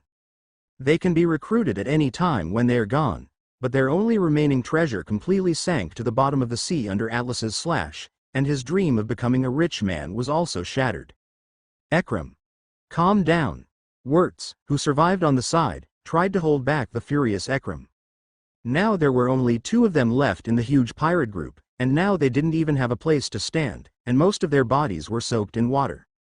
Fortunately, the only thing is that neither of them have fruit abilities. Soon, the 2 found a relatively large wreckage and barely avoided the embarrassing situation of being soaked in the seawater. And Atlas watched them struggle quietly in midair. Although hovering in the air with moonwalk consumes a lot of physical strength, it is nothing compared to Atlas's bottomless physical fitness. Master Marine, can you let us go? I just want to retire and become a rich man. Ekram, who had calmed down, immediately began to beg for mercy after seeing Atlas's terrifying strength, but Atlas' keen sense of knowledge still captured the murderous aura in this guy. Ha! The howl of a defeated dog. Atlas sneered and waved the third-generation Kitetsu in his hand again. Hey, hey, hey, Lousy is willing to impel down. Lousy surrenders. Spare me. Please capture me and impel down. A whole marine. Lousy will never let you go even if he dies. What a B************ D marine. Atlas turned a deaf ear to Ekram's pleas and insults. After all, who would argue with a dead man? One blade-style crescent moon. The rich armament color clung to third-generation Kitetsu, and a crescent-shaped slash came out from the sword. Soon. A line of blood slowly appeared on the bodies of Ekram and Wirtz. The huge slashing power continued unabated and slashed backwards. The scarlet seawater was immediately cut in half. The sea breeze is gentle. Their bodies were suddenly broken along the bloodline. Their upper bodies were lying on the sea surface, and their lower bodies were sitting cross-legged on the wreckage. From a distance, it looks like a lost dog. Scattered shipwrecks floated on the sea. The blue water was stained scarlet with blood, and there were mutilated corpses everywhere. From time to time, there were 1 or 2 vultures hovering in the sky, waiting for today's lunch. Atlas took a look at the tragic environment around him, and scanned the battlefield over and over again. He would not let a single person survive, and he would do his best to eliminate evil. The ride back was peaceful. After sailing for about a day, Atlas returned to the port of G8 Fortress on a refreshing morning in the gentle sea breeze. Atlas first went to the staff office to report to Major Drake on the specific situation of the battle, and then went to the cafeteria for a hearty meal. He had been eating dry food for the past 2 days, and Atlas felt as if the bird was about to fade out of his mouth. What? You destroyed the entire Ekram pirates alone. At the staff office, Drake's roar came from the office. He was already prepared to receive the news of Atlas's death. Yesterday, he was still complaining that everyone was so willful. Even Jonathan Vice Admiral did not object. Atlas's mission, he didn't expect Atlas to give him a surprise today. Well, don't make such a fuss. Atlas picked his ears and said nonchalantly. He is just a loser, and the bounty is too unworthy of the name. I guess this guy Ekram did a lot of burning, killing and looting. Come on, please tell me the details of your battle in detail. Drake calmed down a little, sat back on the office chair, suppressed the excitement in his heart, and asked Atlas in a gentle manner. Now Drake has completely believed Zephyr's evaluation of Atlas. Just kidding, that was a big pirate with a bounty of 200 million, and there were other pirates with varying bounties. The young man in front of him was destroyed by himself. Even if it's a fight, it's amazing. As for the suspicion that Atlas lied about his military exploits, are you kidding me? He is just a living resource for Marine's intelligence agency. It is impossible for such a large pirate group to disappear out of thin air. There is a saying that goes, wherever you walk, you will leave traces. Now, well, I just walked over and stabbed him, and then stabbed him again. Well, that's it. Atlas raised his arm and gestured to Drake in a serious manner. It's gone. Drake, who was about to listen to Atlas's tirade, couldn't help but was speechless. He even took off his pants. Can you show me this? Okay, it's okay. I'm going to report to Vice Admiral Jonathan. You can leave first. Drake looked at Atlas's calm face and was filled with disgusting words. He didn't know where to vomit. After coming out of Drake's office, Atlas went back to his dormitory, took a shower, and rushed to the cafeteria. I don't know if it was because it was mealtime and there were a lot of people coming and going in the cafeteria, so Atlas queued up. It had been a little long, and by the time Atlas had prepared his meal and was about to find a seat to sit down. Holy shit, is that the kid? How young, as expected of someone who came out of our elite training camp. How terribly excessive. The noisy discussions continued to penetrate into Atlas's ears. With his current physical condition, even without using observation hockey, he could basically hear any small movement around him clearly, not to mention these soldiers. He didn't cover it up deliberately. After probably eavesdropping for a while, Atlas probably understood the reason why they were discussing him. It turned out that it was Jonathan Vice Admiral who informed the entire fortress of his achievements, which meant that Atlas didn't care much about these things. I don't know, but it can be said that he is now famous in G8 Fortress. After a hearty meal, Atlas sneaked out of the side door of the cafeteria. He didn't want to be watched like a monkey here. Hey, Atlas, I was just looking for you. Vice Admiral Jonathan asked you to come to his office. Not long after Atlas left the cafeteria, he met Drake.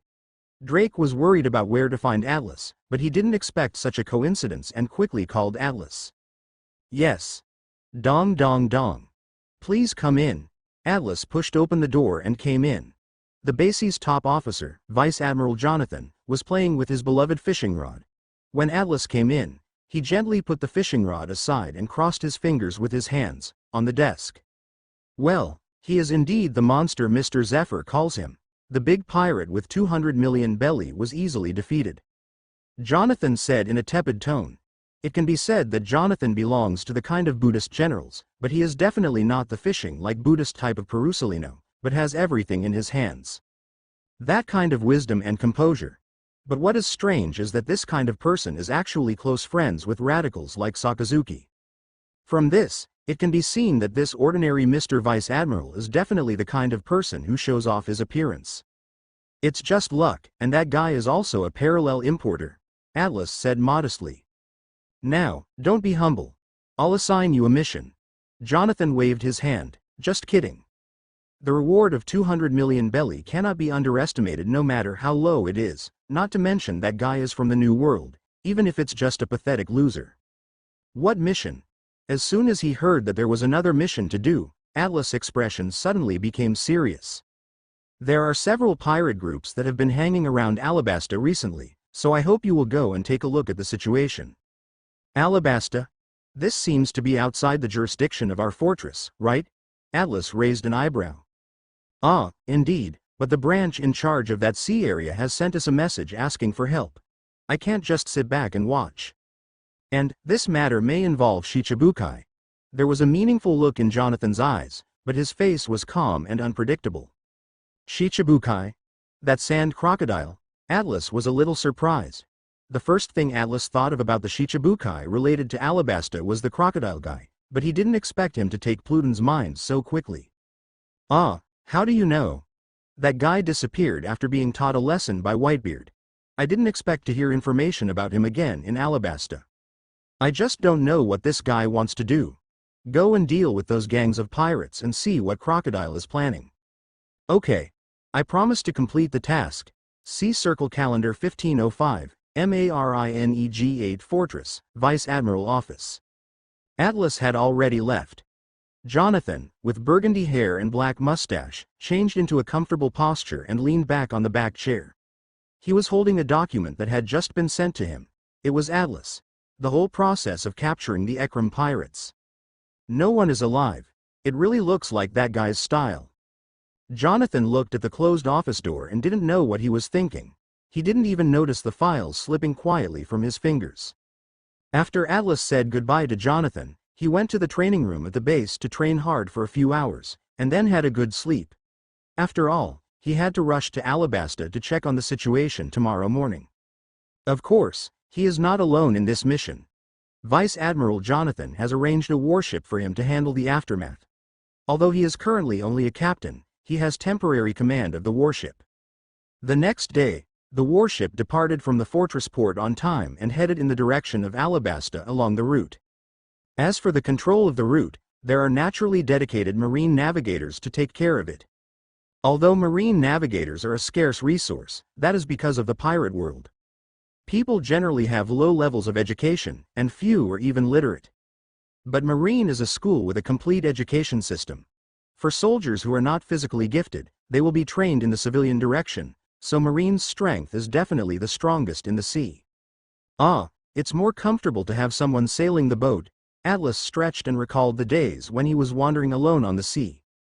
Not to mention not eating well, he even had someone to talk to him to relieve his boredom. No. Adjutant, how long does it take to reach Alabasta? This adjutant was specially assigned to him by Jonathan. He has the same position as Atlas as captain. He is also fascinated by the job levels of G8 Fortress. The highest the commander is Vice Admiral Jonathan, but the second in command is actually just a major. Yes, that guy Drake. Atlas even guessed that Jonathan wanted to be lazy, so he specially promoted Drake to second in command, so that he could help him handle his busy official duties, and he could fish leisurely by himself. Report to Captain. We are still 3 days away from Alabasta. The adjutant estimated the approximate time and gave Atlas a compromise value. Captain, yes, this is Atlas' current temporary position. Ah, then I will go to the training room and stay for a while. You can control the situation of the warship first. If something goes wrong, call me. Yes. That night, Atlas came out of the training room in time for his meal. Suddenly, the ship underfoot shook violently, and a strong jolting sensation occupied the body and mind. Many Marines couldn't help but scream in surprise. What's going on? Atlas ignored dinner and immediately trotted to the deck to check the cause. Captain. Sea King's attack discovered, the adjutant reported quickly when he saw that Atlas had finished training. Atlas's eyes flashed red when he heard this, and he saw the color and turned it on. In his perception, a huge figure was swimming back and forth under the dark sea surface. The turbulent waves were constantly rolling, and the warship Atlas was on was also constantly shaking with the fluctuations of the waves. Blah blah blah. Suddenly, the Sea Kings lurking on the bottom of the sea, like sharks that smelled fishy smell, suddenly attacked Atlas's ship. Under the strong searchlight of the warship, Atlas finally saw clearly the appearance of the Sea Kings that attacked them. This is a Sea Kings that looks a bit like a tigerfish. The whole body is covered with tiger-striped flower Madara. The narrow eyes flash with this crazy violence. The open mouth is neatly lined with sharp teeth. The fishy smell hit my face. Damn it. The adjutant said with some despair in his eyes, this guy is at least 900 meters long, almost as long as some of the medium-sized Sea Kings in the Calm Belt. With the configuration of our warships, we simply can't compete with it. We can only fight to the death. The adjutant turned around and said to Atlas on the side, Sir, please issue an evacuation order immediately. There are several lifeboats on the ship. Let's try our best to stop this big guy first. Buy some time for others to evacuate. Before he could finish rambling, Atlas had already used moonwalk to fly into the air. Looking levelly at the giant Sea Kings, Atlas grinned. What bad luck, big fella. The adjutant couldn't help but open his eyes wide, and then plucked his ears. He wondered if he had misunderstood Atlas's meaning. They shouldn't be the unlucky ones. How could they listen to the captain's words? Instead, they were the unlucky ones. Is this Sea Kings? Before the adjutant could recover, Atlas had already drawn the third-generation Kitetsu, and the black and red armed color quickly clung to Atlas's arm and blade. The armed color, tangled. Atlas has already mastered the technique of entangling. Entangling is no better than letting out. You only need to awaken the weapon color and use it skillfully to master it. One sword-style dragon tail. A horizontal slash was swept out, and the blood-red slash broke through the night, passing through the open bloody mouth of the Sea Kings. Laugh. The indescribable sharpness almost severed the lower jaw of this Sea Kings. A large amount of blood was spilled, and the deep sea water glowed with a strange red light under the influence of blood. Roar. Under the pain, the big guy twisted his huge body more and more crazily, and suddenly huge waves rolled in, almost overturning the entire ship. Seeing this situation, Atlas also knew the seriousness of the situation, and he did not make any reservations at the moment. He held the sword in both hands, his muscles bulged, his biceps and triceps grew rapidly, and his thick brachioradialis muscles were like steel. The muscle fibers are clearly defined and wrapped in a rich armed color. One sword-style martial god arm starfall. The sparse slashes were like falling meteors, carrying huge power and falling on the Tiger Madara Sea Kings. Soon, the huge body of the Tiger Madara Sea Kings rolled with flesh and blood, and roared in despair, but the loss of a large amount of blood made it finally lost its life and floated slowly on the sea. On the entire warship, hundreds of soldiers saw this scene and slowly breathed a sigh of relief. The crisis was over. Clang. Third-generation Kitetsu put the sword into its scabbard, and the crisp sound of gold and iron resounded under the somewhat noisy night sky. Call. Atlas disarmed his hands and returned his life, stepping on the moonwalk and slowly landing on the deck of the warship. Suddenly, a group of sailors who had just been frightened surrounded him, and a whole lot of exclamations and admiration burst out from their mouths. Voice. No wonder Jonathan Vice Admiral appointed Mr. Atlas as captain. It's so strong. Mr. Captain, it's a shame that I wasn't very convinced by Mr. Atlas before. I'm really ashamed. After a few minutes, everyone on the warship calmed down their enthusiasm, and under the command of the adjutant, they handled the follow-up matters in an orderly manner, cutting up and salvaging the body of the tiger Madara sea kings. In addition to being delicious, the meat of sea kings is also very rich in nutritional value. Even the adjutant Lucilon, as a captain of the fortress, has not eaten it a few times. The night becomes darker and darker, and the stars hanging in the sky become brighter and brighter. The sea breeze gently caressed the sea under the dark night, causing a burst of playfulness. Atlas looked at the depth ahead contentedly, holding a toothpick in his hand to casually remove the sea king's meat shreds from the gaps between his teeth. Go out. Hiccup, he burped with satisfaction. To be honest, the chefs who came with the ship were really good at their craftsmanship. I have to say that Chef Jessica's training level was quite good. She would definitely recruit a few chefs when she goes on missions in the future. Come up. Atlas looked at the busy and orderly Marines on the ship. Atlas inexplicably thought of Smoker and the guys. They had just parted ways not long ago. Colonel Randall also asked me to take more care of Smoker. I seem to be a bit incompetent in doing this, and I don't know what they are doing now. Rozinante. Atlas suddenly remembered that Rozinante would go to Doflamingo as an undercover agent at about this time. Could it be that this guy followed him and also applied for early graduation? I don't know what is in this guy's head. Although Rozinante usually looks frizzy, he is actually a very gentle and kind person at heart. Atlas plans to go to North Blue when he has time in the future. Rozinante can't just die like this, otherwise that kid Smoker will definitely be very sad. Yes, it's that Smoker guy, it has nothing to do with me. A few days later, a huge sea beast with the upper body of a cat and the lower body of a fish appeared in the sight of the Marines on the warship, which foreshadowed Atlas and his team. Alabasta, here we come. Finally, Atlas and his team successfully landed on Shunting Island, the island where Alabasta is located. The warship docked at Rapeseed Port. After leaving some Marines to station on the warship, Atlas took his adjutant Lucilon to ask for a meeting. King Cobra of Alabasta. It has to be said that Alabasta's climate is harsh enough, with wind and sand everywhere, making it the natural home of crocodile. In addition, the historical text with clues to Pluton is also hidden in this country. No wonder the sand crocodile guy is eyeing this place. There is still a certain distance between the port city of Rapeseed and Albana, the capital of Alabasta. If it weren't for the fact that the royal family of Alabasta, the Neferutali clan, were once descendants of 20 kings and had a special status in many of the world government's participating countries. Atlas didn't want to travel long distances to their capital to meet Cobra, even if he could get some relevant information from Cobra. But as a time traveler, Atlas had already preconceptions that Crocodile was the one responsible, even though he had no evidence for the time being. Soon, Atlas and Lucilon came to Arpana and successfully met Cobra in the conference hall of the palace. Now Cobra is far from as old as in the comics. His black hair is tied back, and there are not too many wrinkles on his face. He just has a beard that is not too thick. But the whole person does not have the majesty of a king, but smiles like the uncle next door. He didn't know if it was because of the baby with short blue hair in his arms, or because the current Alabasta was not as troubled by rebellions as it would be more than 10 years later. Haha, I'm sorry, Mr. Marine.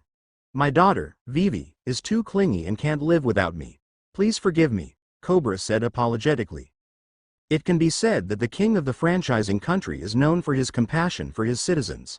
He even treated the 2 Marine captains with great courtesy. Ah, excuse me, Your Majesty Cobra, we are Marine from the G8 Fortress. We received a request for help from the nearby Marine base, so we came to your country to cause trouble. Atlas did not mince words and made it clear to Cobra directly. I believe that Cobra will understand the meaning of his words and provide him with some useful information. Are you talking about the pirates who often harass Aluma? Cobra was stunned for a moment, then seemed to think of something and asked with some uncertainty. Now, the message for help is that there are several pirate groups that have been harassing your country. I don't know the specific location, but King Cobra, didn't you send personnel to attack? Atlas was a little confused. It stands to reason that Alabasta's national strength is not weak. There are 600,000 standing soldiers at the bottom level. Ordinary pirates would not dare to invade Alabasta. Even slightly stronger pirates have 2 guardian gods to deal with it. How could this happen? There is nothing I can do about a group of pirates. Of course, the so-called two patron saints do not refer to gods in the true sense, but two relatively powerful zone devil fruits. I don't know how Alabasta keeps holding these two devil fruits. You must know that once the Esper dies, the fruit's ability regenerates randomly around the world, which is why Vegapunk later discovered some of the devil fruit's rebirth patterns. I have sent my escort Adjutant Bell several times, but every time I arrived at Eruma, the pirates seemed to have received the news in advance and fled. You must know that Bell is zone bird fruit. The Esper in the form of a falcon is very mobile, but every time he pounces, he misses everything. Cobra said with a headache, even his brows knitted together unconsciously. At this time, a chubby little hand stretched out from his arms, seeming to want to smooth Cobra's frown, but due to my arms are too short and I can only touch his stubble-covered chin. Cobra lowered his head and saw his daughter, who was so understanding. His heart almost melted. He couldn't help but kiss Vivi's tender forehead tenderly, making the little angel laugh. This made Cobra's heart melt. The gloom in my heart suddenly dissipated a lot. Suddenly, a soldier in light armor trotted up to Cobra, then bent down and whispered to him the news he had just received. Okay, that's the end of today's meeting. I just received information that those pirate groups have come to the waters near Alabasta again. If Mr. Marine needs any help, I will do my best to cooperate. Cobra's expression changed, and he immediately stood up and said to Atlas. With Cobra's eyesight, he could naturally see that Atlas was the main person in charge of this support operation. Okay, then, Your Majesty Cobra, we will take our leave first. Well, what a coincidence. After leaving the capital of Aruba, Atlas really didn't want to hurry, so he found 2 running ducks as transportation. He could only say that running fast was indeed the fastest creature in Alabasta, and it almost saved them nearly 1,000,000 miles, half the time of traveling. The city where the pirates are active is on the other side of Alabasta. Senton Island is almost divided into 2 halves by a huge strait. On one side is the capital and port city of Alabasta, and on the other side are cities such as Aluma and Rainland. The city occupied by Crocodile in the future. Alabasta is limited by the climate. Large cities are built on oases, so the distribution of cities is irregular. What Atlas has to do now is to return to the warship and sail to Aluma, where he might even encounter the raging pirates. Helmsman, prepare. Set sail. Target. Aluma. As soon as he returned to the warship, Adjutant Lu Ceylon immediately commanded the movement of the warship in an orderly manner. Lu Lanz was not a combat-oriented talent, and the overall command and arrangement of the warship was just right, so Atlas could feel at ease while driving. Hiding in the training room to practice. Although I don't know what the strength of Vice Admiral Jonathan is, in terms of resourcefulness, he is definitely the number 1 among the generals in the headquarters. He is very satisfied with the personnel assigned to Atlas for this mission. Rapeseed Flowers is not very far from Aluma, and based on the sailing speed of a warship, it is expected to arrive in about half an hour. However, just when the warship left Rapeseed Flowers, something happened that made Atlas dumbfounded. They actually ran into a group of pirates, and according to the intelligence, it was the Vasili pirates who robbed Alabasta, and the Antolic pirates. According to Atlas's speculation, it is estimated that the previous trip to Aluma was just a smoke bomb. The real purpose was the port city of Rapeseed. Compared with Aluma, Rapeseed has a larger flow of people, undoubtedly richer. Now, let me go and destroy them. Just to stretch my muscles, maybe, hee. Atlas curled his lips, as if he thought of something interesting. When he was close to the pirate ship at the front, he dodged to the pirate ship. However, there was no damage to the warship at all. This is because the warship itself is of excellent quality, and the other reason is that Atlas has become more comfortable in using the 6 forms, and its control of power has become more perfect. He casually took the cloak of justice behind him and threw it into Lu Lanzi's hands. Although he looked handsome in the coat of justice, he didn't want to dirty or damage another cloak, and he didn't know about the kind of world-destroying battles in anime. Where did you buy the clothes that can't be broken no matter how hard it is? Now it is common for Atlas to use his hands to burst clothes. Hey, Marine, are you the only one? You really look down on Lousy? A man with a sallow complexion looked at Atlas's young face and said ferociously. As a pirate who often dealt with Marines, he naturally recognized that this was a warship from the Marine G8 fortress. He was a little frightened at first, but when he saw Atlas captain rank, he suddenly felt annoyed that he had been teased. It's just that you haven't weaned yourself yet, ha ha ha. Go home, you brat. All kinds of curses came from all directions, as if this could cover up the embarrassment just now. How ridiculous. What a bunch of bastards. Atlas had no expression for this kind of sea debris. The bounty of the trash fish in front of him was too low for Atlas to remember, so he didn't bother to compare them one by one. Finger pistol Gatling. Poof. Poof. Poof. The vacuum bullets in the sky swamped the group of pirates, penetrating their bodies under the horrified screams of everyone. The pirates who were lucky enough not to be injured were also wailing on the ground, and they no longer regained the arrogance of the previous second. Atlas was not the kind of hard-hearted person, so he decided to give these people a happy life. He directly used Moonwalk to step into the air, put his palms horizontally, and waved forward slightly. Swordless style Tatsumaki. The messy vacuum slash instantly sank the pirate ship. As for the pirates who were unable to move due to injuries, they could only pray for themselves and hope that no fish would eat them and die with their bodies intact. The other pirate group that followed behind them saw the whole process in front of their eyes, and they were all shaken like chaff. Elias. Come on. Turn around and go. Yes. Go to Illuma. Antolik seemed to have grasped a life-saving straw and frantically issued orders to the helmsman, even his voice was a little crying. Then he hurriedly ran into the captain's cabin, picked up the phone placed on the bedside, and dialed the number in his memory. Hello. Soon, a long transverse scar suddenly appeared on the face of the phone bug. There was a big cigar in his mouth, his eyes revealed gloom, and his deep voice was hoarse, which immediately made Antolik tremble all over, and his figure was gone. Be respectful consciously. Lord Crocodile. Call me Mr. Zero. Yes. Mr. Zero, we are being chased by a marine. I hope you can save us, Antolik said to the phone bug in an almost pleading tone, while a trace of ruthlessness flashed in his eyes. You must know this paragraph. He is helping Crocodile at this time. If he is exposed, Shichibukai's position, Although he didn't know Crocodile's purpose of asking them to harass Alabasta, losing Shichibukai's position should cause a lot of trouble. Okay. Come to Eruma. Crocodile on the other end of the phone was silent for a while, and then spoke in a low voice, without revealing any emotion, making Antolik somewhat unable to guess his thoughts. Snap. Crocodile's expression became more gloomy after hanging up the phone. He originally planned to kill Antolik and the others in front of the people of Alabasta some time later when they were looting, so that he could not only become a hero in the eyes of the people, but also he kills two birds with one stone and silences them. Unexpectedly, Marine unexpectedly disrupts his plan. On the other side, Atlas, who had sent all the members of the Vasili pirates to hell, did not take advantage of the victory to pursue the Antolik pirates.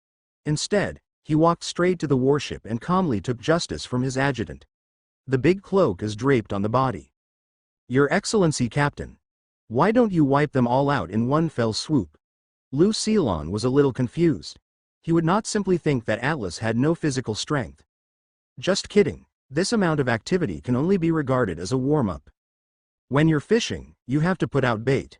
Atlas somehow thought of Jonathan Vice Admiral, Grand Line, Alabasta Waters. The sun is shining brightly and the sky is blue. A pirate ship scurried around the sea in a hurry as if it had encountered a natural enemy, while a marine warship followed leisurely behind it, like a cat playing with a mouse. Sir, the direction they are traveling seems to be Illuma? Lu Silon was a little unsure. After all, he was not a navigator and was not familiar with the routes in the waters near Alabasta. Aang, Atlas nodded. He had heard the conversation between Antolik and the mysterious Mr. Crocodile long ago, so it was not surprising. The current coverage of Atlas's knowledge and color can be said to be very wide. Although it is not as good as Fujitora Yishao, it is only slightly inferior to Enel who got Thunder Fruit. However, the level of refinement needs to be improved, and it is far from foreseeing the future. There's still some way to go. They just occasionally used Tempest Kick to give them a few vacuum slashes to scare them. Even if this group of pirates knew that Atlas was using them to fish out the people behind the scenes, there was nothing they could do, because this was their only chance to survive, and Antolik knew that those were the 7 warlords of the sea. Fly finger pistol bullet. The huge vacuum bullet suddenly hit the head of the watchman of the Antolic pirates at a terrifying speed. Instantly, red and white liquid shot out in all directions, splashing onto the already frightened people below. Pirates, even those who have always loved to kill ordinary people, are equally unbearable when faced with the fear of death. Everyone is equal before death. What an exaggerated finger pistol achievement, Lu Lanci on the side said with emotion. Even if he had already seen Atlas's monster-like physical skills, he was still shocked to see this hugely powerful flying finger pistol again. Well, it's just a small test. Atlas curled his lips indifferently. The next step is up to you. Call me when you get to Illuma, Lu Lanci. As he said that, he walked towards the restaurant. Fighting after living for so long, I feel a little hungry. Okay, sir, Lu Lanci replied in a deep voice. Atlas, the commander, is good at everything, but he doesn't like to take care of things. Soon, the Antolic pirates successfully landed on Eruma, and each one of them suddenly showed a look of joy after the disaster. Although they didn't know who the boss behind them was, but judging from the look on the captain's face, they should be able to escape this devil smoothly. Marine's pursuit. Yes, devil, in the eyes of these pirates, Atlas is a devil. Although they had the ability to deal with them all at once, they suffered tremendous mental torture from sniping down one or two people from time to time. Desert Sunflower. Suddenly, the sand dunes under the feet of this group of pirates began to flow rapidly as if they were alive, and a huge gravitational force caused them to continue to sink. The pirates suddenly exclaimed. What's going on, Captain? Ooh, Lousy doesn't want to die yet. Captain, think of a solution quickly. Antolic also looked desperate. The feeling of falling from heaven to hell made him extremely uncomfortable. He could only keep reaching out with his palms, trying to grab something to delay the sinking time. Suddenly, a tall figure wearing a fur coat appeared in front of him, followed by a sky filled with dust and howling wind. Lord Crocodile, why? The quicksand had already submerged Antolic, but in the end he did not get an answer from Crocodile, only a pair of indifferent eyes staring at him. Okay, you can retreat to the warship. Yes, Atlas, who had been called out by his adjutant Lu Lanci, naturally took all this into account, but he did not step forward to stop it. As a pirate, if you die, you will die. Atlas walked slowly towards Crocodile, with no expression on his face. He just looked at the 7 warlords of the sea who had been canonized by the world government with an expressionless expression. Crocodile looks like a villain at first glance. He is wearing a fur coat. I don't know why he is so resistant to heat. His thick hair is combed back, with a very ordinary big back hairstyle, and a horizontal slit on his face. Scars run through the entire face. He wears a gold earring on his right ear. His standard dead fish eyes are devoid of emotion. He holds a large cigar in his mouth. A gold hook replaces the palm of his left hand, which is very consistent with Atlas's previous life. Pirate image. Your joke has gone too far, marine brat. Seeing that Atlas didn't speak, Crocodile raised his chin slightly, stared at Atlas with the same dead fish eyes that had not changed since 10,000 years, and said, biting the cigar also jumped up and down. Really, Shichibukai, Lord Crocodile, shouldn't you give me an explanation? Atlas would not be frightened by this sand crocodile, and asked with a smile on his face. Even if Shichibukai is allowed to carry out private plunder by default, that does not include Alabasta, a member country of the world government. Of course, Atlas currently has no conclusive evidence to prove that the group of pirates just now were ordered by Crocodile, but is this important to Atlas? Oh. Huh? Explanation? Crocodile curled his lips as if mockingly. You're so naive, marine brat. Really, it doesn't matter if you don't admit it. My fist will make you explain obediently later. Atlas twisted his wrist, the smile on his face not diminishing at all. Crocodile may not be as weak as he was defeated by Luffy more than 10 years later. Now he has not completely lost faith in himself, and may be able to use it a little bit. A little hockey, but Atlas is not afraid at all. He can still do it if he teaches this sand crocodile how to behave. Hee hee hee. Ha ha ha ha. Seemingly hearing some ridiculous remarks, Crocodile first let out a deep laugh, which eventually turned into a wild laugh. It's so boring, what a ridiculous little brat. Ha ha. Even the garbage on the sea is worthy of calling me ridiculous, Atlas retorted without giving in, with a look of ridicule on his face. Click. Seemingly being angered by Atlas, Crocodile looked ugly and actually bit off the cigar in his mouth and dropped it to the ground. I'll give you 3 minutes. If you exceed it, I won't accompany you. Then an hourglass was thrown from Crocodile's hand. Judging from the flow rate, the time of the hourglass was exactly 3 minutes. Crocodile's current attitude is like treating an unreasonable child. After all, Atlas is just a small captain on the surface. Although Marine's military rank is not completely equivalent to her strength, the difference is not too far, so Crocodile's attitude towards Atlas doesn't take it very seriously. 3 minutes? That's enough?